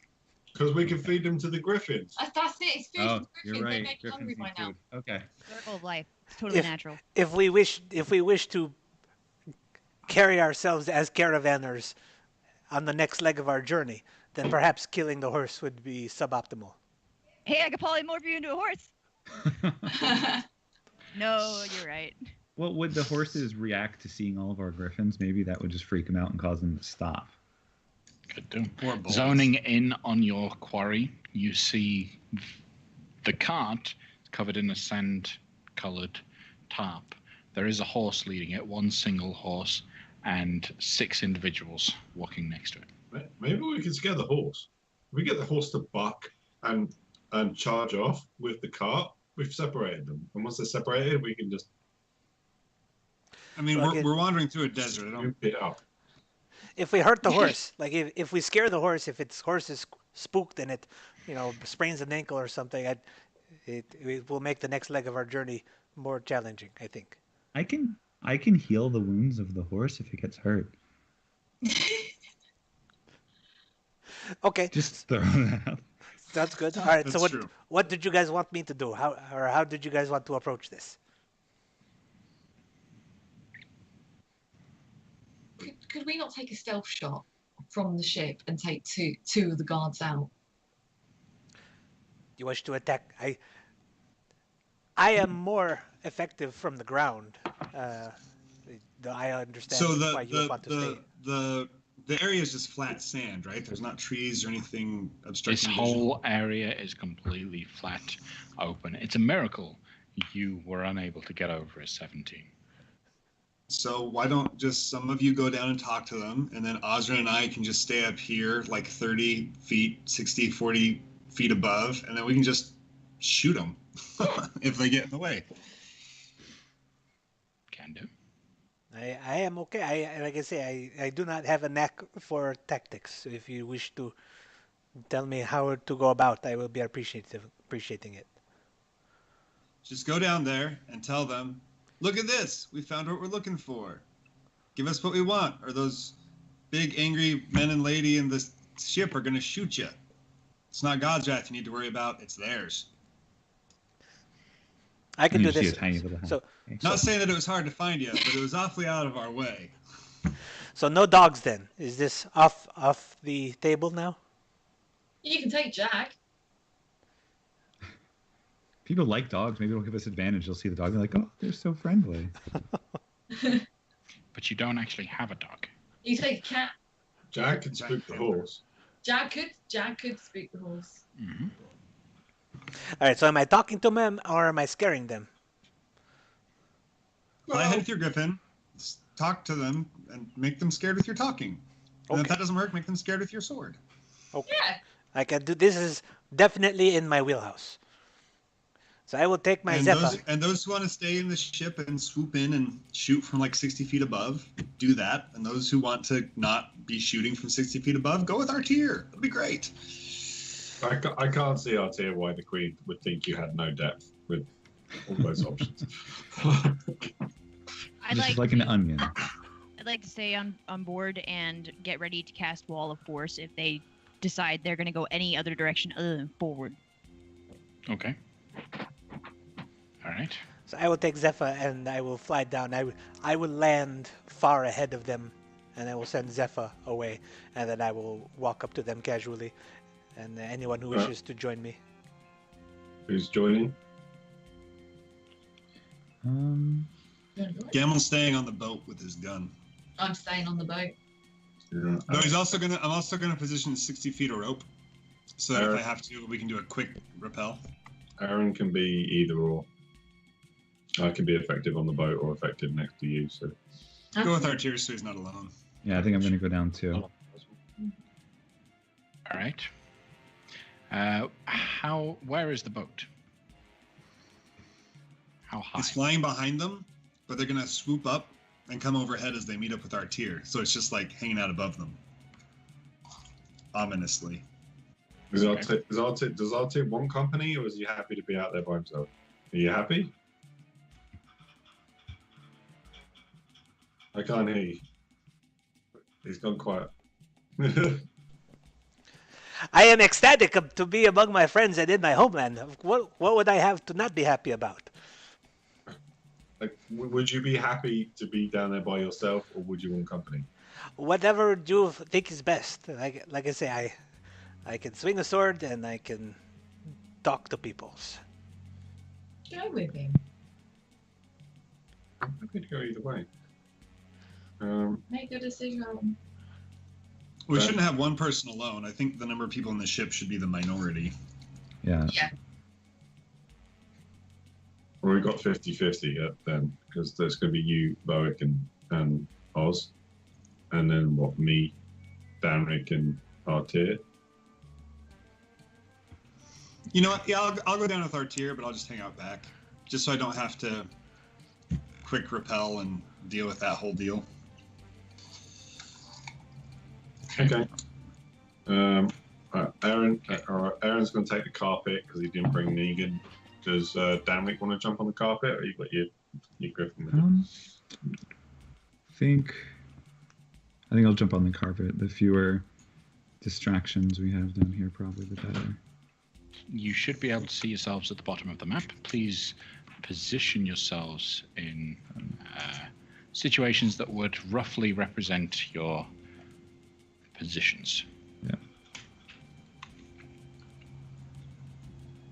There we go. You say Jack's coming Jack, down. go with you, yeah.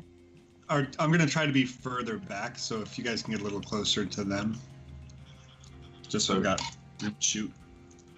So what we're saying is the ship going to circle around and coming at them from behind. Yeah. At what distance? They've obviously seen the ship, so we're just keeping it. So we're landing out of distance and we're approaching them, and the ship's just circling and staying behind them. Okay. Given the idea that they ain't got anywhere to run to. All right, so you're not trying to hide the presence of the ship. No, we're coming at a distance. Okay. All right. Then in which They case... get the impression the ship's faster than them and they can't go anywhere. So. Yep. All right, then with that, take it away, Artir. As you approach, you will see these individuals are looking very much more nervous than they were before, because now they see you, they see everything that's going on. I'm going to, before he goes up, just sing a quick little ditty to give him an inspiration for this. So whatever he wants to use that for, either to murder a little bit better or to talk a little bit better, he has that for himself. I'm also going to hold an action. If anyone attacks our tier, I'm going to shoot them. I do like my murdering. Aaron's action hold will be, he will be holding his sword, the hilt of his sword, not ignited, but he will also be holding one of those lions. I'm going to try and throw one of those if it kicks off. Okay, so I need to remember to have a lion token. All right. Brief correction. Can I put darkness around me and then hold an action to shoot anybody who attacks our tier? Sorry, we're just getting prepared. Yeah. I mean, you're still on the ship, right? No, I came down and landed with our tier and Aaron, but I'm hanging back from them just further down the road a bit. Right, okay. So casting darkness on yourself. What's the radius of the darkness? 10 foot. Okay. All right. That's just so that we know what it is. All right. So they look very nervous, and they are staring directly at Artir as you guys approach. Whoa! Caravanners! Well met on this lonely road in the desert. How goes your travels? Our travels go well, friend. Good to meet you. What do you want? Well, we are seeking criminals who are ferrying stolen items from the forest of Mir to the castle of Tethir. Tell me, have you seen any criminals? I have not seen any criminals. Who are you, and why are you searching for criminals on this road? This is not important, who I am. The important thing is the location of the criminals, and I will know this post-haste. I suspect that you are the criminals that we seek. And what evidence, my friend, do you have for your accusations? Well, if you let me search your caravan, I am sure I will find what I need.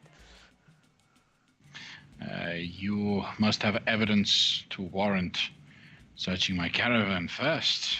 I don't know you. If I was an agent of the law, perhaps I would have this requirement. But I am not an agent of the law. So, I draw my sword. Are we going to do this the easy way, or are we going to do this the hard way? Can Aaron get a good look at these guys? The hard way. So is it passive perception and active perception? Sorry, what was that? Can Aaron get a good look at these guys and assess armaments, what they might be? Yeah, any hidden things? Mm-hmm. Go ahead and roll a perception check. What's your passive? 21. 21, okay. 4 heavily armored individuals, 2 less armored. Of the 2 less armored individuals, the one on the left is well armed, the one on the right isn't, leading you to believe 4 tanks, 1 DPS, 1 support. And those are the exact words he was thinking, right? 4 tanks, 1 DPS, 1 support. He just sees the world in such like black and whites, you know. Right. Mm-hmm. We'll give you 1 chance, friend, to get out of our way and leave us be, or you will regret it. I will use my Channel Divinity Conquering Presence. Okay. I say, no! I will give you one chance to surrender now, or I will take your lives along with your ill-gotten gains. So, force each creature within 30 feet of you. So, just up to that point. To make a wisdom saving throw, DC 19. Okay? So, need to select their tokens. Wisdom save. That's 1 failure, 1 success, 2 success. Right, so the one that failed is marked with a red dot. As this happens, as this physicality and menacing activity happens, I'm going to need everyone to roll initiative as the rest of the soldiers draw weapons and prepare to advance. What happens to this guy? He is frightened of you for 1 minute and can repeat the saving throw at the end of each of its turns. Okay? Do that one. Our tier's initiative is 15. Okay. Initiative.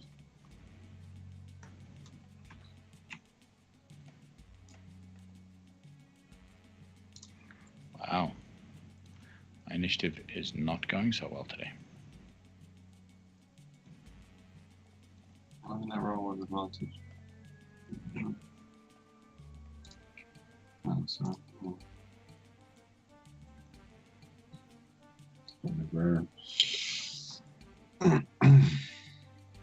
Okay, who is missing from the turn order?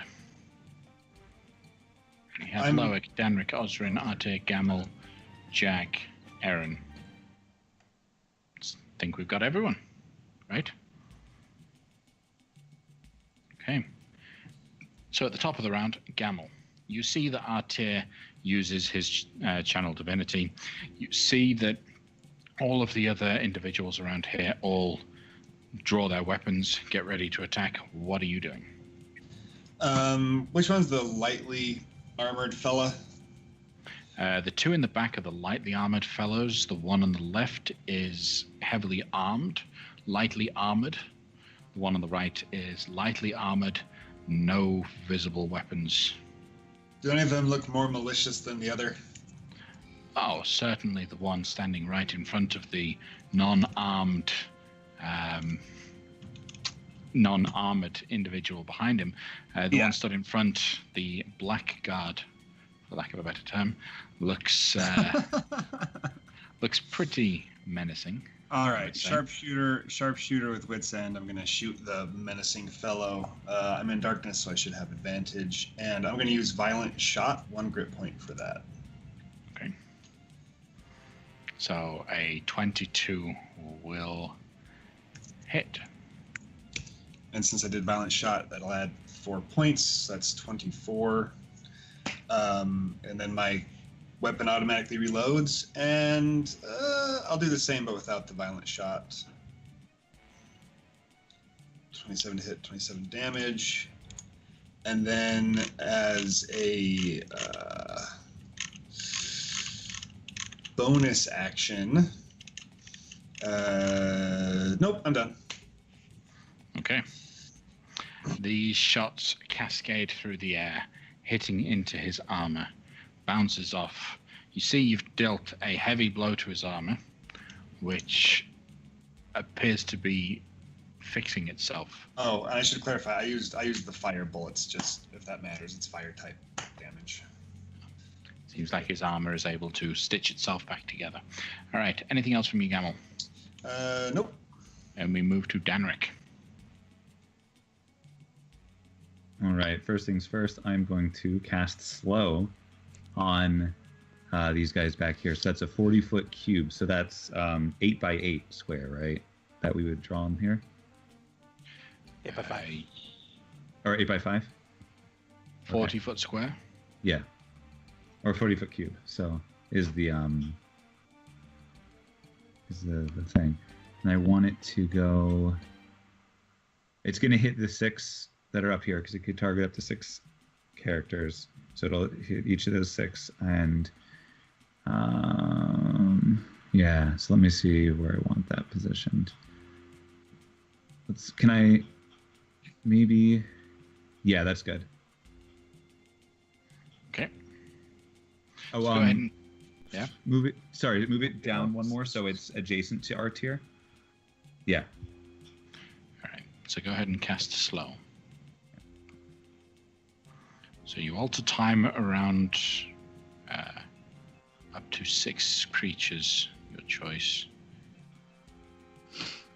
Okay, so you actually pick up to 6 creatures within the 60-foot radius. You don't actually pick the 40-foot cube radius. That doesn't really matter. And affected target speed is halved. It takes -2 penalty to AC, dexterity, but it's got to succeed on a wisdom save. Okay, so first off, the champion's wisdom saves. What's your spell save DC? Oh, it is, I think, 17. Yeah, 17. Okay, it's a 21, a 19, a natural 1. So, all right. Conveniently, the guy that is frightened is also slowed. The assassin succeeds. The blackguard succeeds, as does the, let me check, the warlock. Yep, also succeeds. Goodness. Okay. Well, that didn't do a whole lot. And other than that, I'm going to just stay put. Actually, I'm going to move into Gamel's Darkness. I'm assuming I've seen him do that enough by now that I would know. Now it is magical darkness. Dark vision does not let you see. You step in and it's black. Yeah. Yeah, I guess you're right. Can I? But you can step out, do your peek out, and then step back in. Sure. Yeah, I'll move into this little spot here. No, I'll move here, so I can peek out if need be, but still. Okay. Yeah. All right. Magical darkness. That's one of the things that will not make it to the official release of Mystic. Guarantee it. All right. Next up. Okay, so that's Danric done. Next up, we have the Warlock individual. We don't need that 40-foot cube anymore. So, stepping slightly off to one side, but staying within a certain radius of the blackguard, he will raise his hand and begin casting a spell. How far away is the ship? That's up to you guys as to how far up you left it. I had recommended swooping in to be within 60 feet. That sounds good to me. Yeah. Okay, so Loic, you're on the ship 60 feet away from them. Let me make sure. Yep, I would like to counterspell that. Okay, go ahead and make an intelligence check.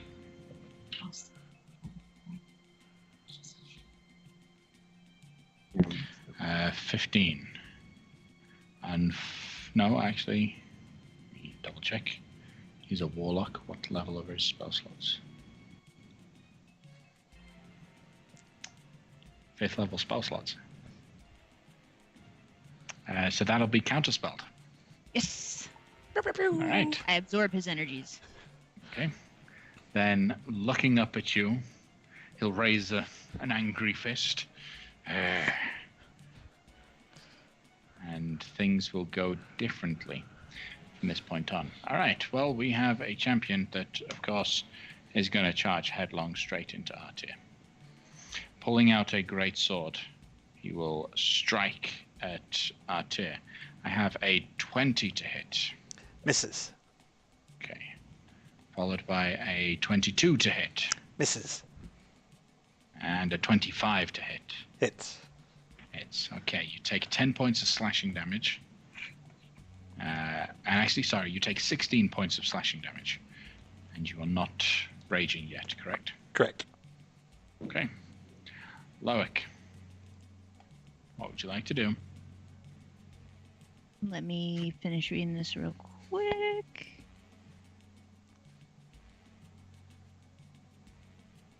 trying to figure out how many targets I get for chain lightning. All of them. 3. 4 total.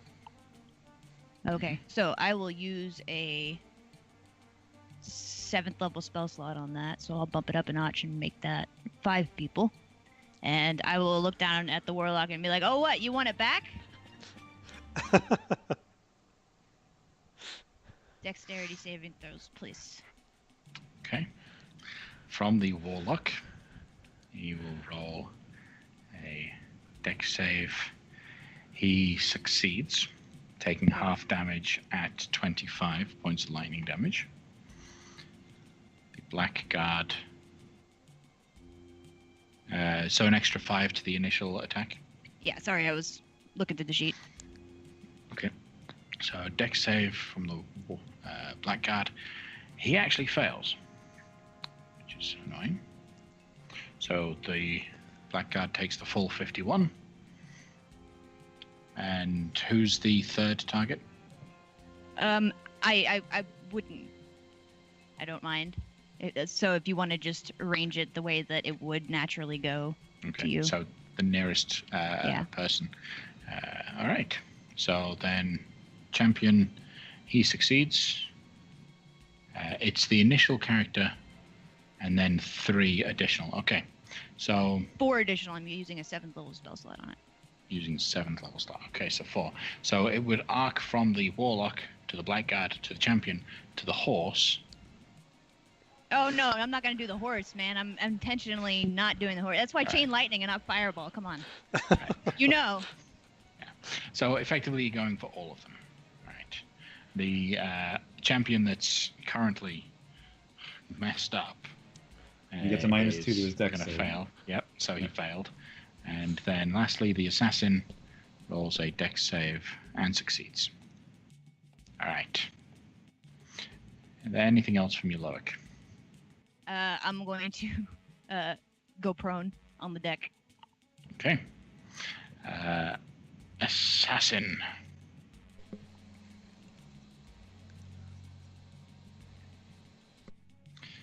Okay. He is going to dash and run to Artir, and then strike out with 2 short sword attacks with advantage because you are now being flanked, Artir. That will be a Luck, reroll. crit. Damn lucky feet. All right, re-rolled 24. Misses. All right, second attack. That's going to be 20. Okay. Misses. Artir. All right, I will rage. I will drop my shield. And I will... So your AC drops to 23, right? Correct. Okay. And I will attack the rogue twice, or the assassin twice, expecting that he is coating his blade with substances and cheating. As every assassin does. I will attack recklessly for advantage and Great Weapon Masters. Okay. Reroll. Does he have the luck feat? Of course not. Of course not. Artir. I will pull from the deck on this crit. Ooh. So, as this is what? Slashing damage? Yeah. Yep. So at the top, slow recovery. Triple damage, and the target must make a DC 14 con save. On a failed save, the target can make 2 fewer attacks on their next turn. Okay, so go ahead and roll the damage for the first attack, and then whatever the weapon dice is, roll an extra 1 on that. Okay. Slide. I'm saving my smites. The day is young. So, I am not throwing any more damage on top of that. Okay. I'll get rid of the card in just a moment. But I do make... Oh, wait, no. I use my bonus action to rage, so that's it. The second attack, though, he will use his reaction to parry it, and it misses. Well, all right, then. Just the first one. Yep. All right. He needs to make the dex... What was the save? Someone deleted it before I could. I didn't touch it, I swear. That was me. I didn't realize everyone could see that. I was like, oh, this thing. That's nice that Aaron popped it It was up. con. I remember you had said con when you read it Save. before. Okay. Yeah. Okay. Sorry. He saves. All right. Anything else from you, Artir? That is it. Okay. Osrin, what are you going to do? I am going to do a sharp shoot. Yeah. That one. Okay, I'm going to do a hunter's mark, first of all. Right. Okay. Do your second. I'm going to do a hunter's mark on... Probably on the warlock, actually. Where's my What's the range on Hunter's Mark? 90. Yeah, it's pretty far. All right. So you Hunter's Mark the Warlock. Am I? Oh, that would help. Yeah. And then do a longbow sharp shoots. Yeah. Don't Right. A 23 will hit for 23 points of piercing damage. Anything else from you? No, that I'll keep Jag next to Aaron for now. Oh, Hunter's Mark damage. Huh? Hunter's Mark? Hunter's Oh, Mark yeah. damage. You Hunter's Mark damage. Sorry. Hey, right, actually, technically, right, so go up. This is... That one? Yeah. And technically, this is your favourite enemy because he's humanoid. So It is my you favourite get enemy. I keep forgetting to do this for you. So There you go. Okay. Cool. Then we move to Aaron. Aaron said he was going to chuck the lion, so he's going to chuck the lion at the warlock. Okay. You throw the lion. Say its name, or it's just going to hit the ground as a little It's going to statuette. be Antivo. Nothing happens because his name is Antifa. Antivo. Right, well, you know. God damn it. All right. What's his name again? The lion materializes out of the figurine for the first time ever, looking very bored, as he's not been able to stretch his legs for a very long time. All right. What is he doing? Attack the warlock. Okay. Or shout, attack the warlock. Or attack the guy in front of you. Attack the some description of what he looks like. So he will run up, use a running leap with a 10-foot running start. He will jump up a 20-foot, and pounce with a claw attack. 16, unfortunately, will hit. So 5 points of slashing damage. The warlock now needs to make a save, strength save, which he succeeds. So the lion doesn't get an extra attack. Okay. Anything else from you, Aaron? I will ignite Ecliptic, and I will move to hit. Okay. Jag? Jag is going to run in and flank this guy next to Artir and try and bring him down. Okay. He'll pounce.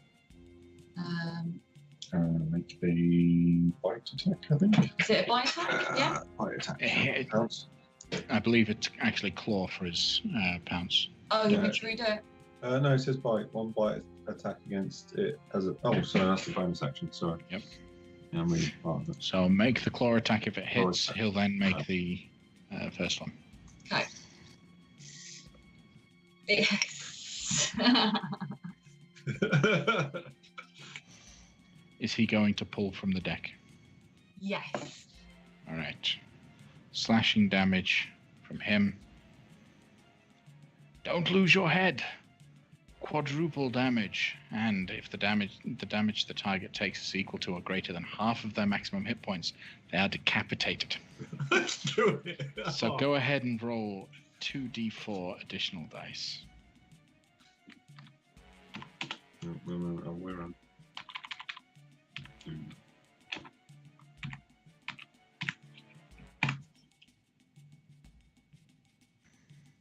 Extra 6. Unfortunately, the guy's maximum hit points is not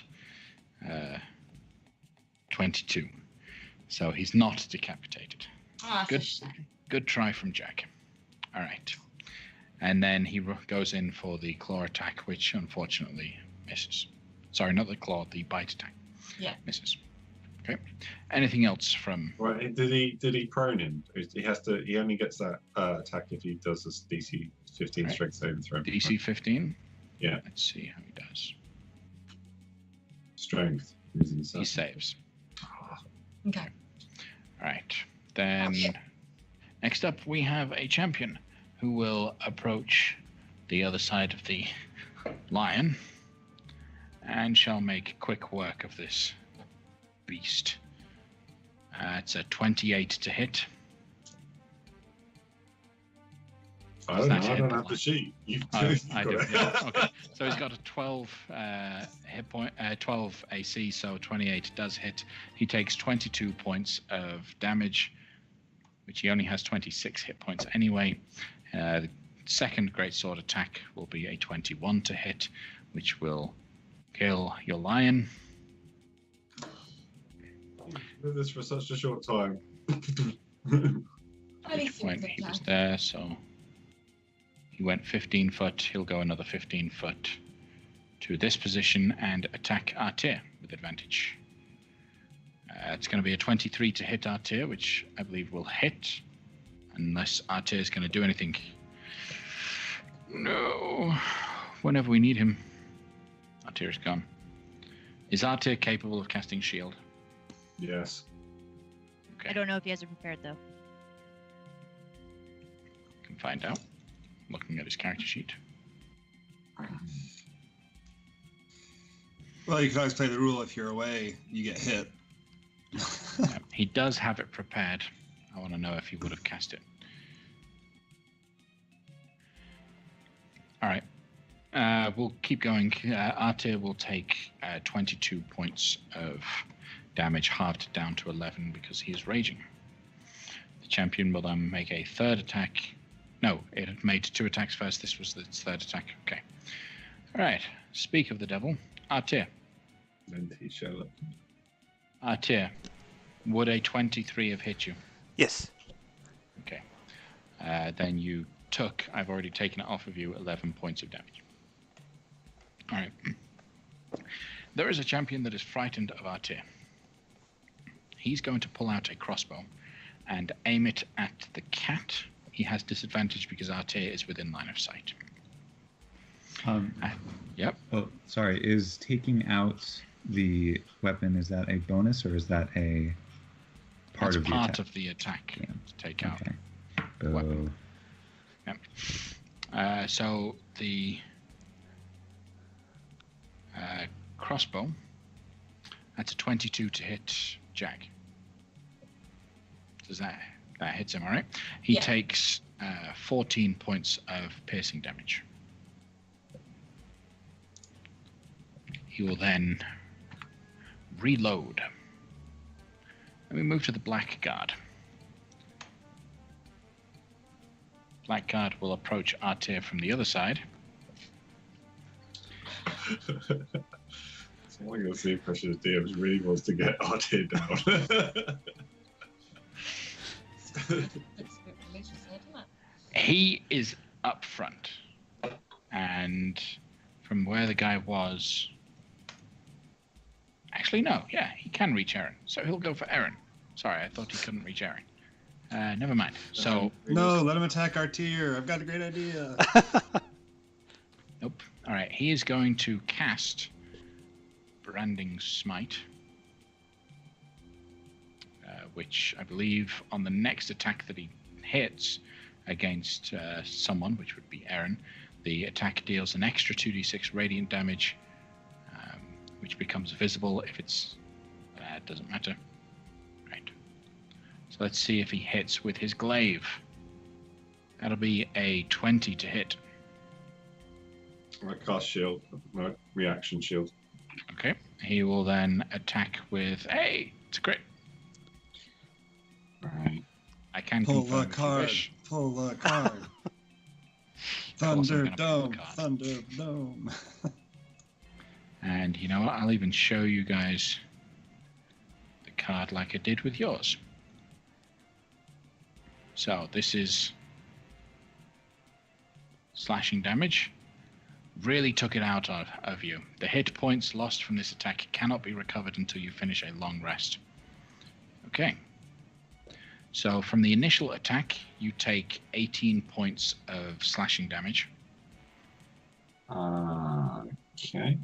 And effectively your hit point maximum reduces by 18. But my sword counters that. Sorry, what? My hit point maximum, my sword counters any effects that reduce my hit point maximum. That's what we agreed, is it not? Yep. So I'm not affected by that. Okay. Well, you'll still be affected by the branding smite, which does an additional 10 points of radiant damage. Okay.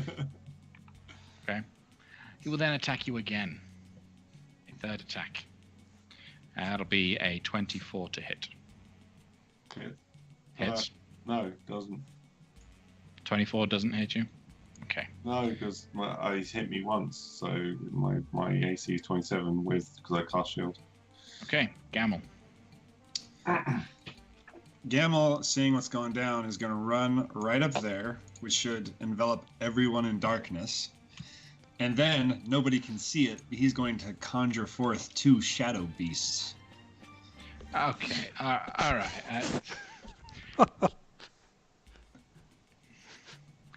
You're in magical darkness, and you conjure forth shadow beasts. Huh? I mean, if I'm How? not reading it, that's fine. As an action, I have to spend 3 psi points. It's a concentration spell. As an action, you cause 2 shadows to appear in unoccupied spaces you can see within 60 feet of you. The shadows last until concentration. Well, here's the question, because I think we talked about this before, but it was a long time ago. Is that magical darkness a concentration spell? I mean, is it the equivalent of concentration? Because I see how that would. The thing that gives you the magical darkness. Well, we talked about this. It doesn't say it's concentration here, but someone pulled the Twitter from Jeremy who said that it was supposed to act like the darkness spell. Okay. Because on the sheet, it's as an action you create an area of magical darkness. It's 1 to 7 psi points, no concentration listed. Shadow Beast would be a concentration. Honestly, in terms of balance, you're hecka OP. That's fine. That's fine. So Darkness is a concentration. You're gonna lose. I'm not gonna call Shadow Beasts because I actually don't know how they work. I'm not sure they can actually survive out of darkness. So I'll just grab Whelm and hit it in the ground for a shockwave.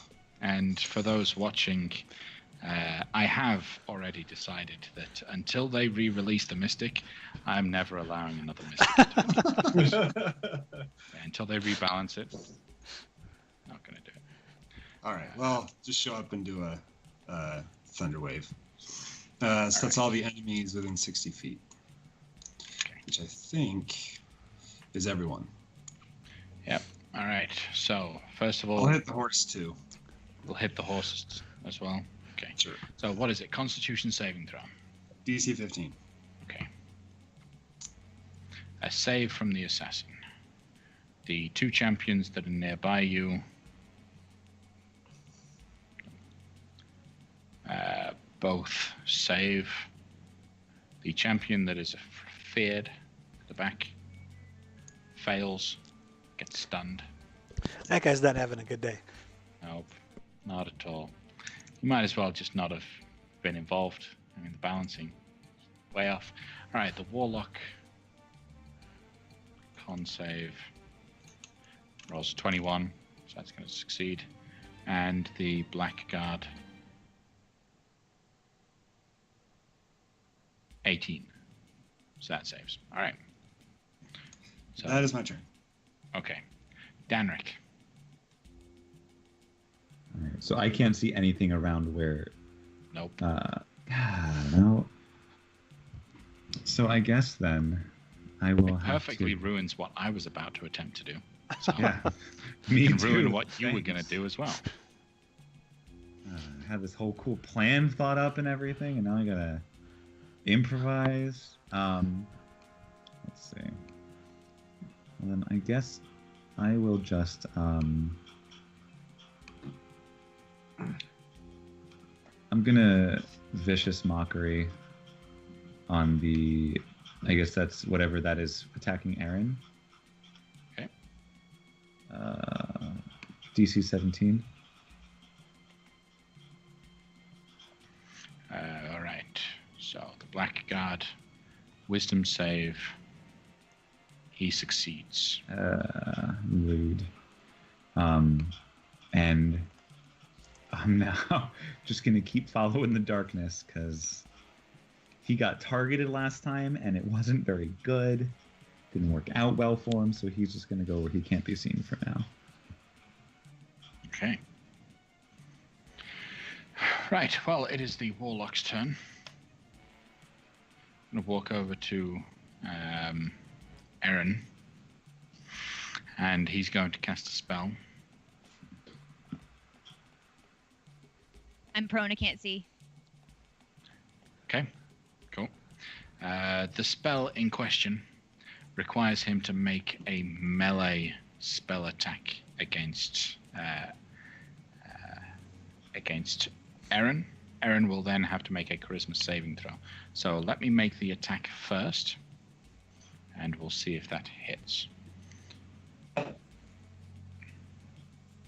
a +7 to hit, so And we can't see outside of the darkness, right? nope. Okay. 13 is going to miss. All right, so that's a failed attempt to plane shift Aaron. That's very rude. All right, champion in absolute darkness.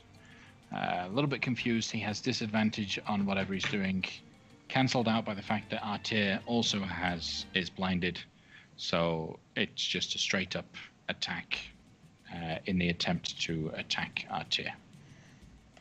That's an 11 to hit, so that's going to miss. A 17, and then a 24. 24 hits. 24 hits. Okay, you take 26 points of slashing damage, halved down to 13. Got it. Right. Loic, what would you like to do? Poke my head off the railing there, through the railing, and I would like to try to cast Banishment on the Blackguard. Okay. He needs to make a charisma save, correct? Yep, charisma saving throw. What's your spell save DC? 18. Okay. He gets a 32. Whoa. Okay. Never mind. That's a wasted turn. Paladins. I wasn't sure what he was. Anything else from you? No, just reel my head back in. No, actually, I'll keep an eye. I'll keep an eye on him then. Okay. Well, we have an assassin that is surrounded. He can sense 3 creatures near him. On a 1, he will attack Artir. On a 2, he'll attack Gamel. On a 3, he'll attack Jag. Okay, he's going to try to attack Gamel now. He has disadvantage. Gamel can see him, so it's not cancelled out. He just straight up has disadvantage on the attacks. So, that is a 9 to hit, which will miss. A 19 to hit. That'll miss. Okay.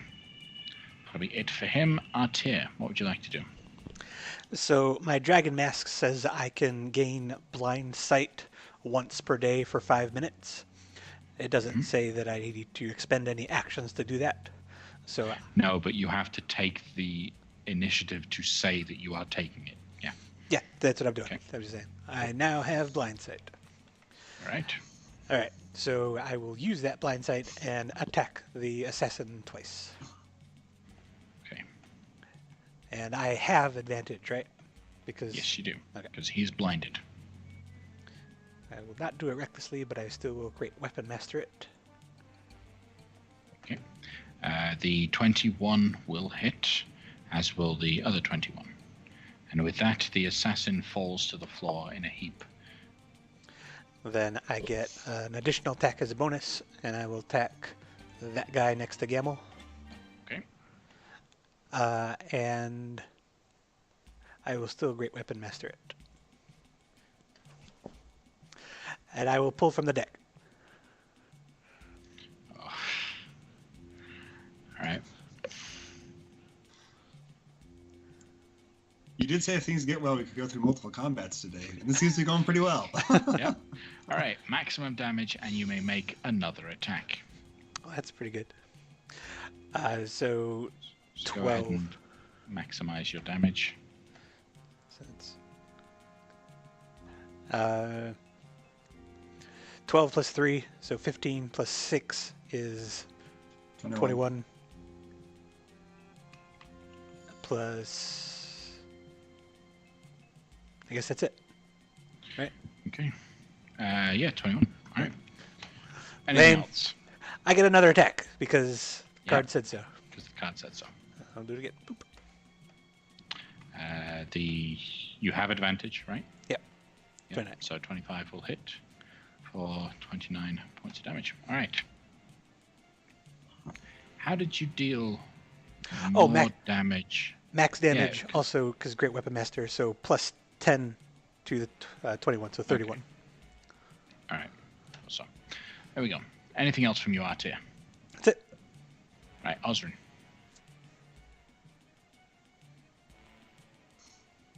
Oh, sorry, and I had some rages. So You're muted. We can't hear you. You can't hear me? Oh, Osrin. No, I can't hear Ty. Sorry. There you go. Okay.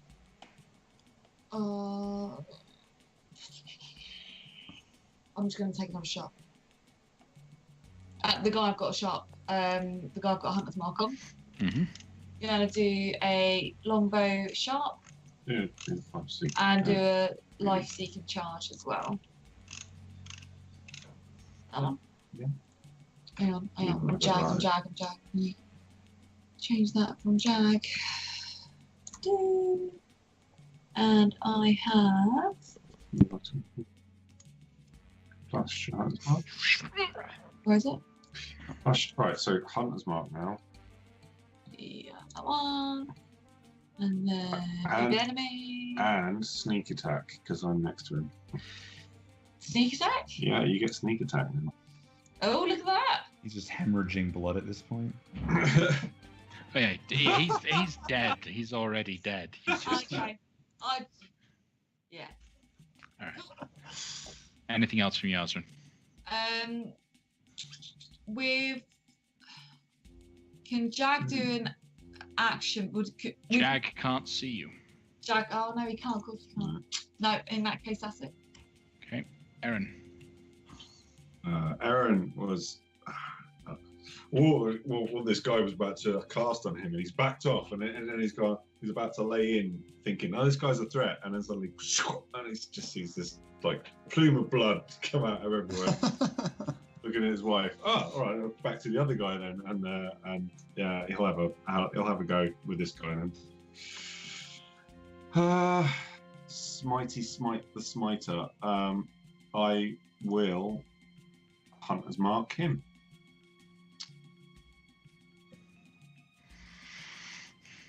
Okay.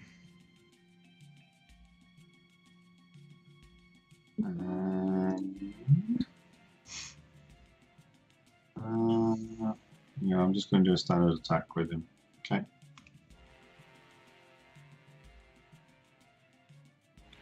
29. That's one. That'll hit.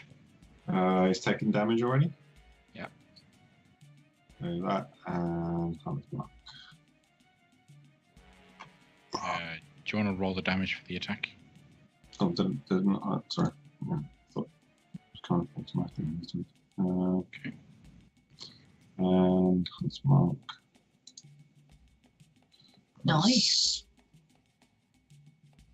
Anything else, Aaron? Second attack. Okay.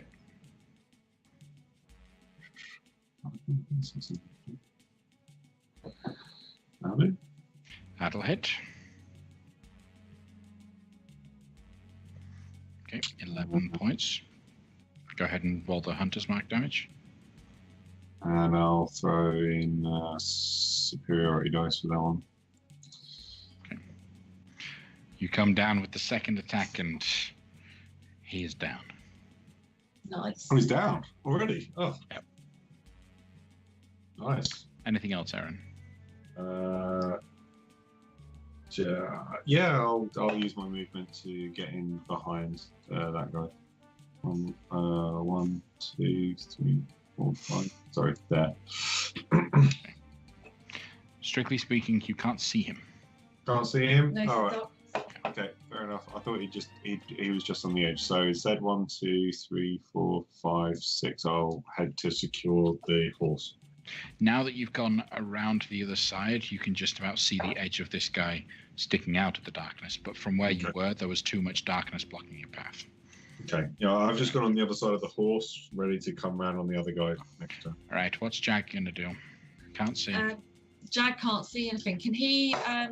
Has he got a good sense of smell to be able to track where they are in darkness, or is he a little bit stuck?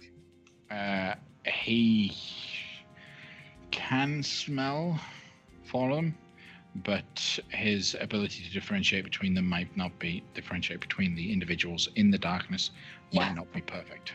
Okay.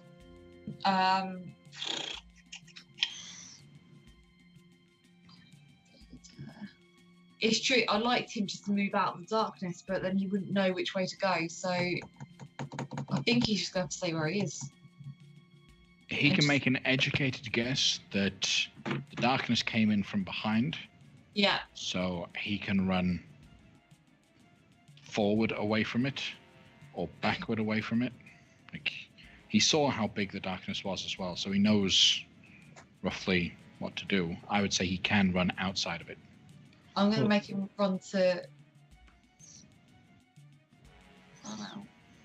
Okay. If we were trying to logic why he could smell and scent what's in there, if R2 is raging, he could have some crazy pheromones going out right now, or his musk.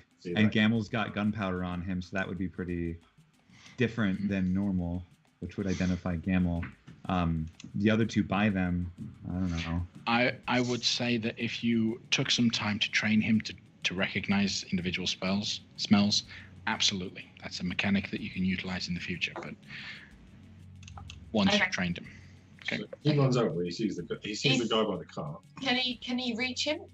Yeah, he's got 40-foot movement, he can get there. Mm-hmm. All right, he's going to run up then and pounce on him. So claw attack first. Yep. The guy is stunned. Oh, what does that mean? He gets advantage on this time? He's incapacitated. And I believe...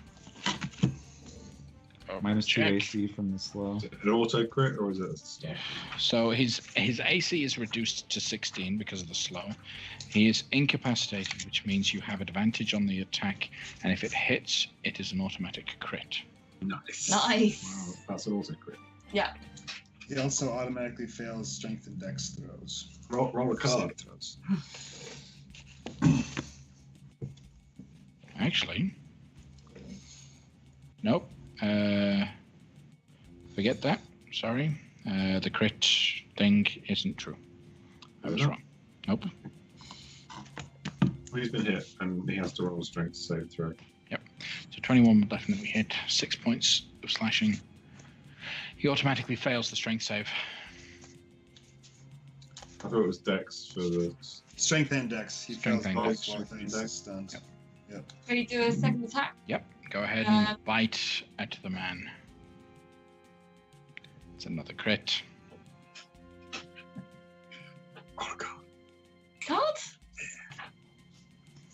Piercing. Piercing damage. Find an opening. Maximum damage, and you have advantage on attacks against the target for 2d4 plus 2 rounds. So maximize his damage out, which is 9 points of piercing, and then you have advantage on all attacks against him for 2d4 plus 2. 7 rounds. Nice. Okay. Roll him on the floor. Anything else from Jack? No. All right. Well, we have a champion that's inside the magical darkness. He is going to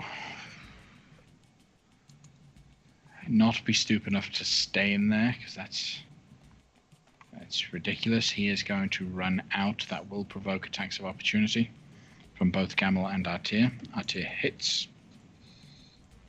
31.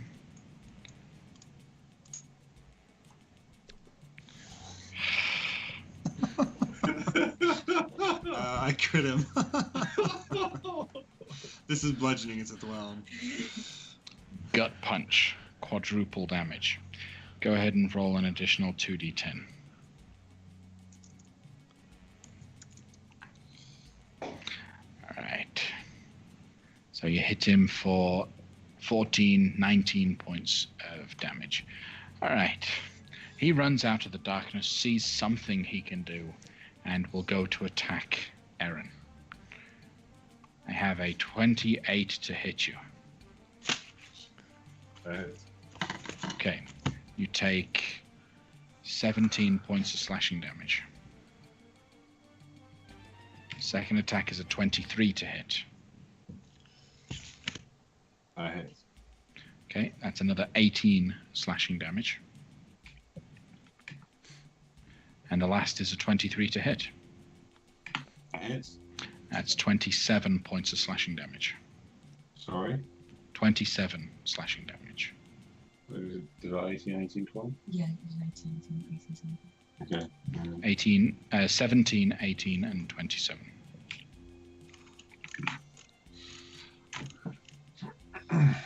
Okay. The stunned individual is stunned for a full minute, isn't he? Let me pull up the attack again. 60 feet, stunned for 1 minute. A creature can repeat the throw at the end of each turn. Okay. But yes, so it's for a minute. he has to make a save against the stun Yeah, it's and DC against 15. the frightened. So the con save, he will roll a 15. That's DC 15. Okay, so he is no longer stunned, and he will roll a cons. What's the save against the frightened? Wisdom, 19. Okay, which he rolls a 12, so he's still frightened, but at least he's not stunned. And he is still slowed. Okay. He is dead. Gamel, what would you like to do? I'm going to just pull out. I'm going to set Whelm down and just whip out Wit's End. I'm going to shoot, but I'm going to first focus my mind on the weapon so it fires true. And I'm going to use Speed Dart, which is a nomadic arrow ability. That'll give me just some extra damage if he hits. Okay. Hits. All right, so that does damage plus 1d10. And you are hitting the one next to Eren, correct? Yeah, that's right. Okay. And then I'll shoot again without anything special, just the shot. Before you take that shot, you notice that that guy dies. Oh, wow. In that case, I'll shoot the guy in the darkness. Okay. You have Is that a advantage problem? on the shot because he's blinded, so 28 hits, 21 points piercing plus the thunder. And that's... I didn't use Thundermonger on that one, so it's just the piercing. Okay. All right. And I'm done. Okay, Danrik, you're blind. What you gonna do? All right. Well, having heard a lot of chaos in the past 6 seconds, Danrik is going to take a step outside to see what the heck is actually even going on. So I'm going to just go right here. And guess I'll, can I see, I can't see the guy that's in the darkness from there, right? No, you can't. So if I was here, I'll go just straight out here. Could I see him from? Yes. Okay, so I'm gonna go to this space. Can he see me? No, because he's in the darkness. Okay, great. Then I'm going to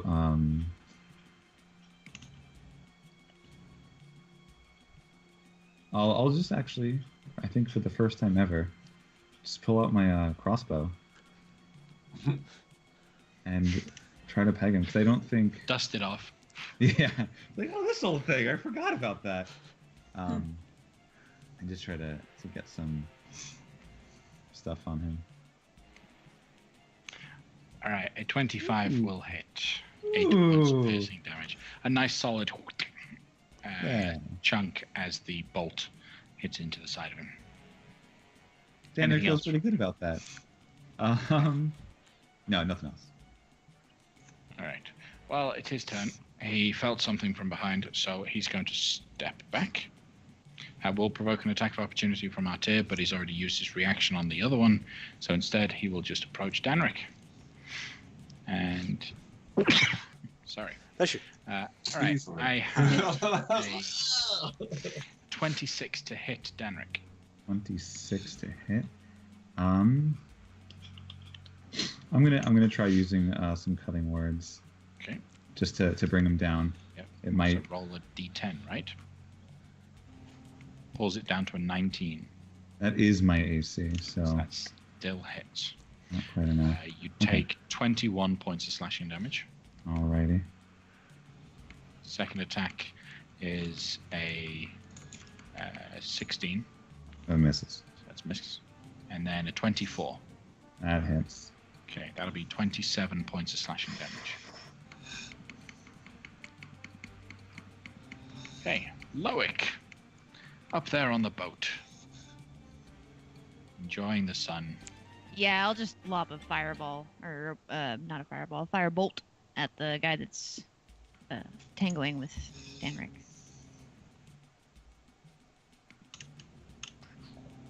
.25 will hit for 17 points of fire damage. Anything else from you? Nah. All right, Artir. I will chase that guy out of the darkness. And I will use my first attack. Instead of swinging my sword, I will use my menacing presence, which is that. Okay, so he needs to make a wisdom saving throw. Against my intimidation. Oh, it's an insight check, sorry. Oh, sorry, yeah. All right. Yeah, he rolls a 20, so. And I'm saying, you should surrender! You have no idea the vile and wicked things we will do to you if you persist your violence against me and my allies. Okay. Do I Anything else from you? Do I perceive he is complying with my offer of surrender? You perceive he is frightened of you. We will have to wait until his turn to see what he does. Well, then I will just be sure and give him an extra incentive. Okay. The 24 will hit. 26 slashing. Anything else? That's it. All right, Osrin. I'm going to move my hunter's mark over to this guy. Okay. And do a longbow sharp and do a life seek charge as well.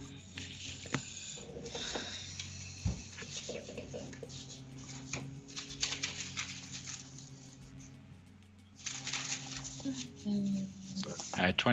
26 is going to hit for 23 points of piercing damage. Go Go ahead and roll the Hunter's Mark damage as well.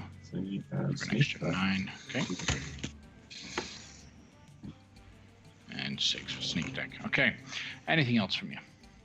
As a bonus action, Jag is going to have another attack at the guy on the floor in front of him. Okay. Is he on the floor as a reaction? That's his reaction. Yep. As his reaction. Is it a bite he does a reaction? You can Any attack. So which one you want? Bites, Yeah. 27. Yeah. He's got advantage because the guy's prone. And he had advantage because of the previous one. Yeah. Oh, yeah, that Alright, so piercing damage between the shoulders, maximum damage. Well, it was already maximum damage. Alright. So, not that bad in this regard. Anything else? No, that's it. Okay, Aaron. Gonna help Jag out on the run around the corner. 2, 3, 4, 5, 6. Come in behind that guy. Okay. Just hopping over the horse, you jump into the last position to come in for the attack. Yeah. Alright. I will Great Weapon Master this and come down hard. 26 will hit.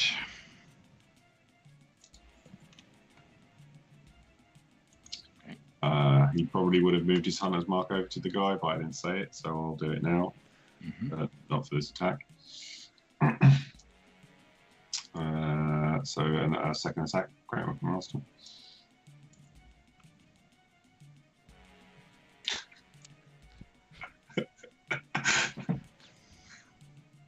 Do you know what? I'll just roll the damage. I won't take the card.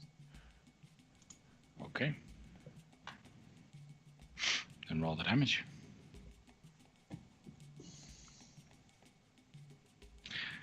Plus, I did say I'd moved Hunter's Mark, so that twice. That'll do.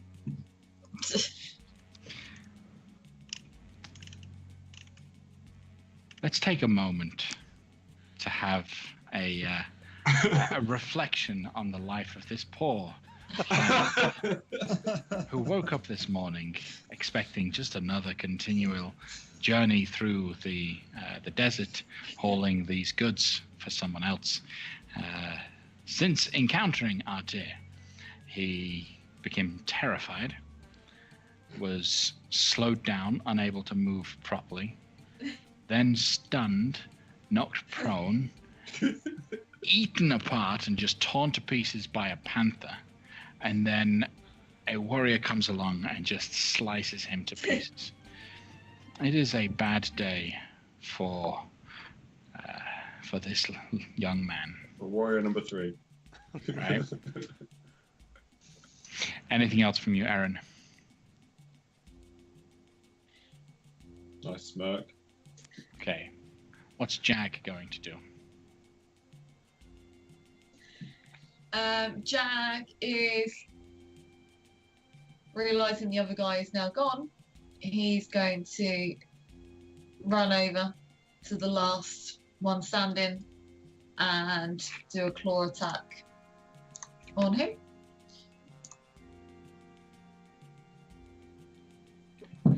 That will hit. No, it won't. Actually, 17 won't hit. Okay. Second attack. He only gets one attack. He's only got one attack. No, only gets the one. That's fine. That's it then. Right. Gamel. Isn't it Danrick's turn? It's No, Oh, no, you were Go erased from next. the Oh, I order for some disappeared. reason. that was my mistake. All right, that's fine. I'll just shoot him.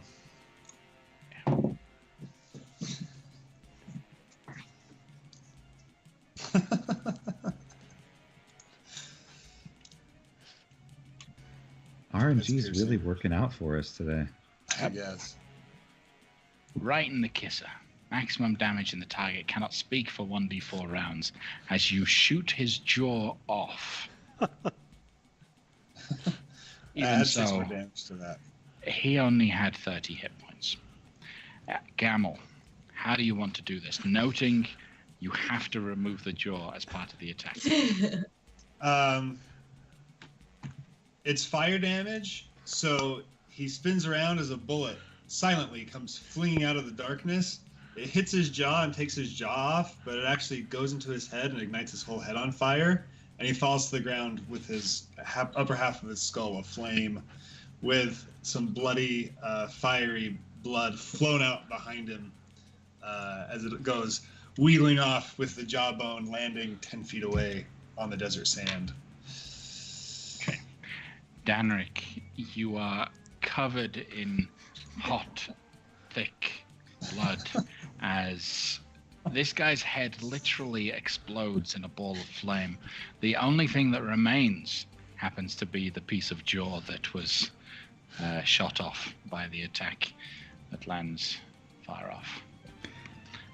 All right. I throw up a little bit. Man, I sure hope this was the right caravan. Oh my goodness. Well, they had a blackguard with them. They can't be good guys anyway, so it's fine. We really should have checked what was inside before we did all this. Oh, the egg on my face if this was not the right one. I will be so embarrassed. Saying that, we've just become criminals again, if that's the thing.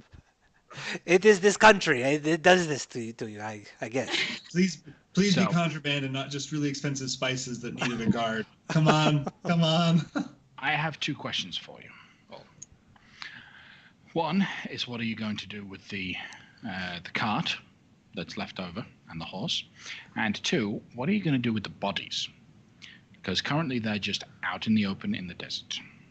Well, first we loot the bodies. Of course. They were each of the champions and the blackguard were wearing plate armor. The assassin and the warlock were wearing. The warlock was wearing, both leather armor. That's other than their nice swords. That's about it. I think we should get Loic down here to examine this thing, because if we're going to go in, I think is Loic's playing. Loic!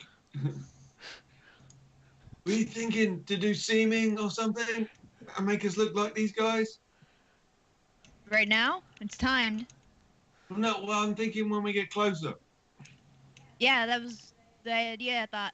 Do you want to check these guys out? Sure. Gotta look like them. Maybe another guy with the missing head. I guess I'll come down casually and examine things.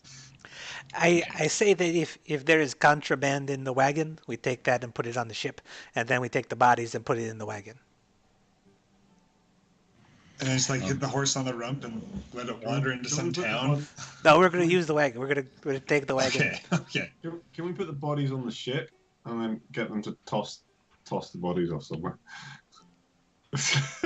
We can speak with Deadwood one of them, since that's. I guess we should check, because we might not need to speak with Deadwood one of them, but I'm going to just in the time we're down here right now, cast Aura of Vitality to get health back for me and for Aaron. Yeah, Aaron's struggling. Yeah, we're both not doing too hot. So let me bring that down. And I'll fly so down it's to you. for You. Okay. 10 rounds. This always going to be 10 rounds of you. Okay. Yeah. How much health do you need back? I'm something like 80 odd down. Okay. So I'm just going to start rolling 2d6s for those heals. +5. +5, right? Why not healing spirit now? Yeah. I can use healing spirit if it's something. I find healing spirit's good for a long while.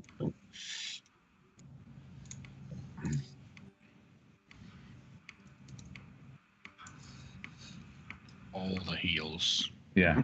I figure we'll have a minute down here, so that'll use up the duration of the of it. So that's. Let's see how much I need.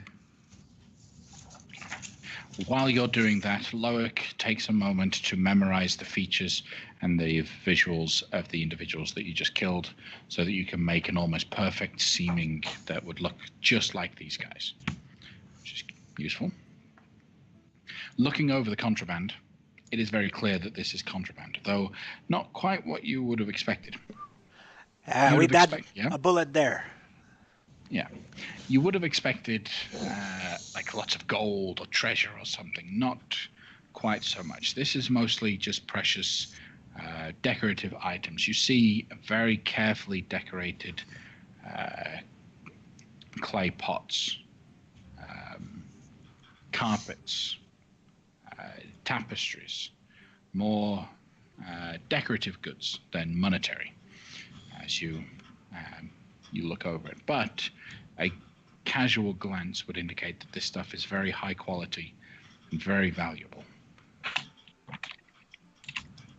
You're taking all of it and putting it on your ship, correct?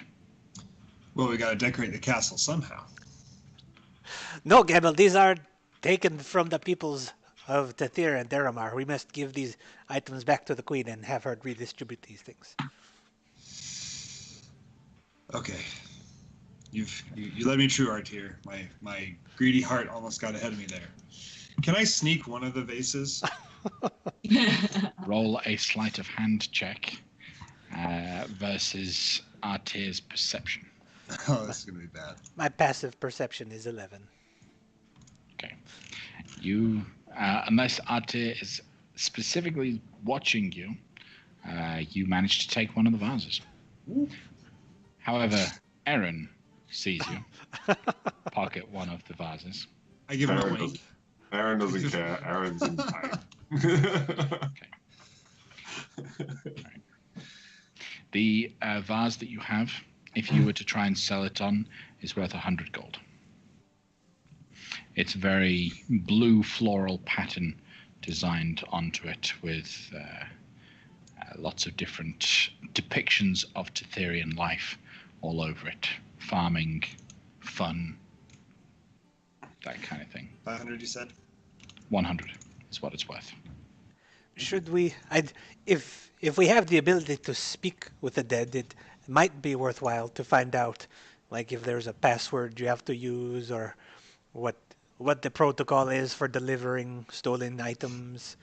You know, should we expect an inspection, that sort of thing? Is this a good use of the spell, do you think? Or do you think we could just face roll these chumps?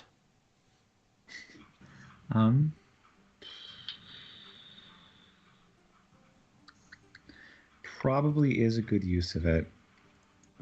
I don't know that they're necessarily going to be truthful to us, though. When I use Speak with the Dead, everybody can hear the conversation. It's not like just me and the dead person, right? Mm-hmm. Okay. Who in that group do you think is the one most likely to actually have that information? Roll a, I would say just a perception check, okay, to be able to garner that.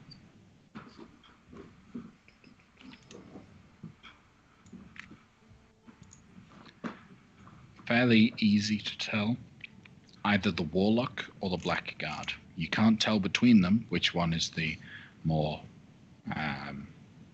appropriate person to question, but you can tell it's going to be out of those two. Okay. Let's see.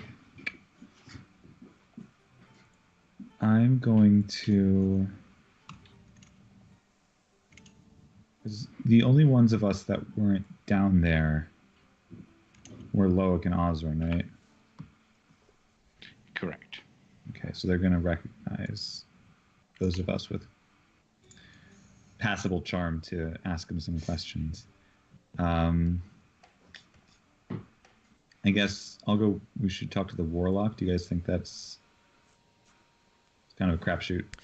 Yes, but before you do, I want to run through this spirit of healing back and forth 10 times. Oh, yeah. Just absolutely. 1 second. It's like a game of cricket.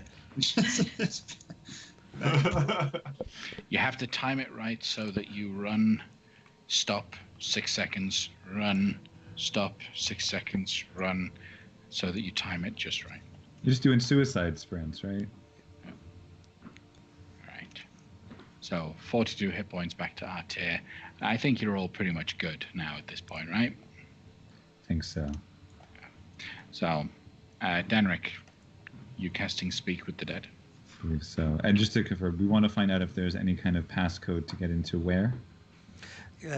This shipment was on its way to Castle Tethir. We need to find out what the protocol is for delivery so that we can make a cunning duplicate of what it is that they were meant to do. Okay. Let's make sure. Okay. And if anybody at any point during this wants to chime in, if they're not getting much with me. Okay, so you have 5 questions to ask. Yes. As you finish casting the spell, the mouth of the warlock bursts open and takes a huge, deep breath.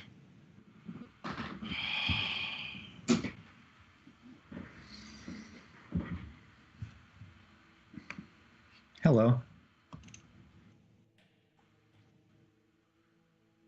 The corpse can answer 5 questions. Can only answer questions, can't have a conversation. What kind of... All right. We understand you were heading to Castle Tethir. How do you plan to get in there? We did not intend to go in.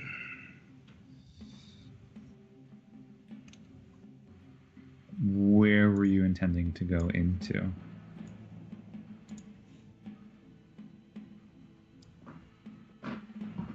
No. You said into. Where were you intending to go? Maybe. Where were you intending to go? We would take the wagon to the eastern side of the ruins.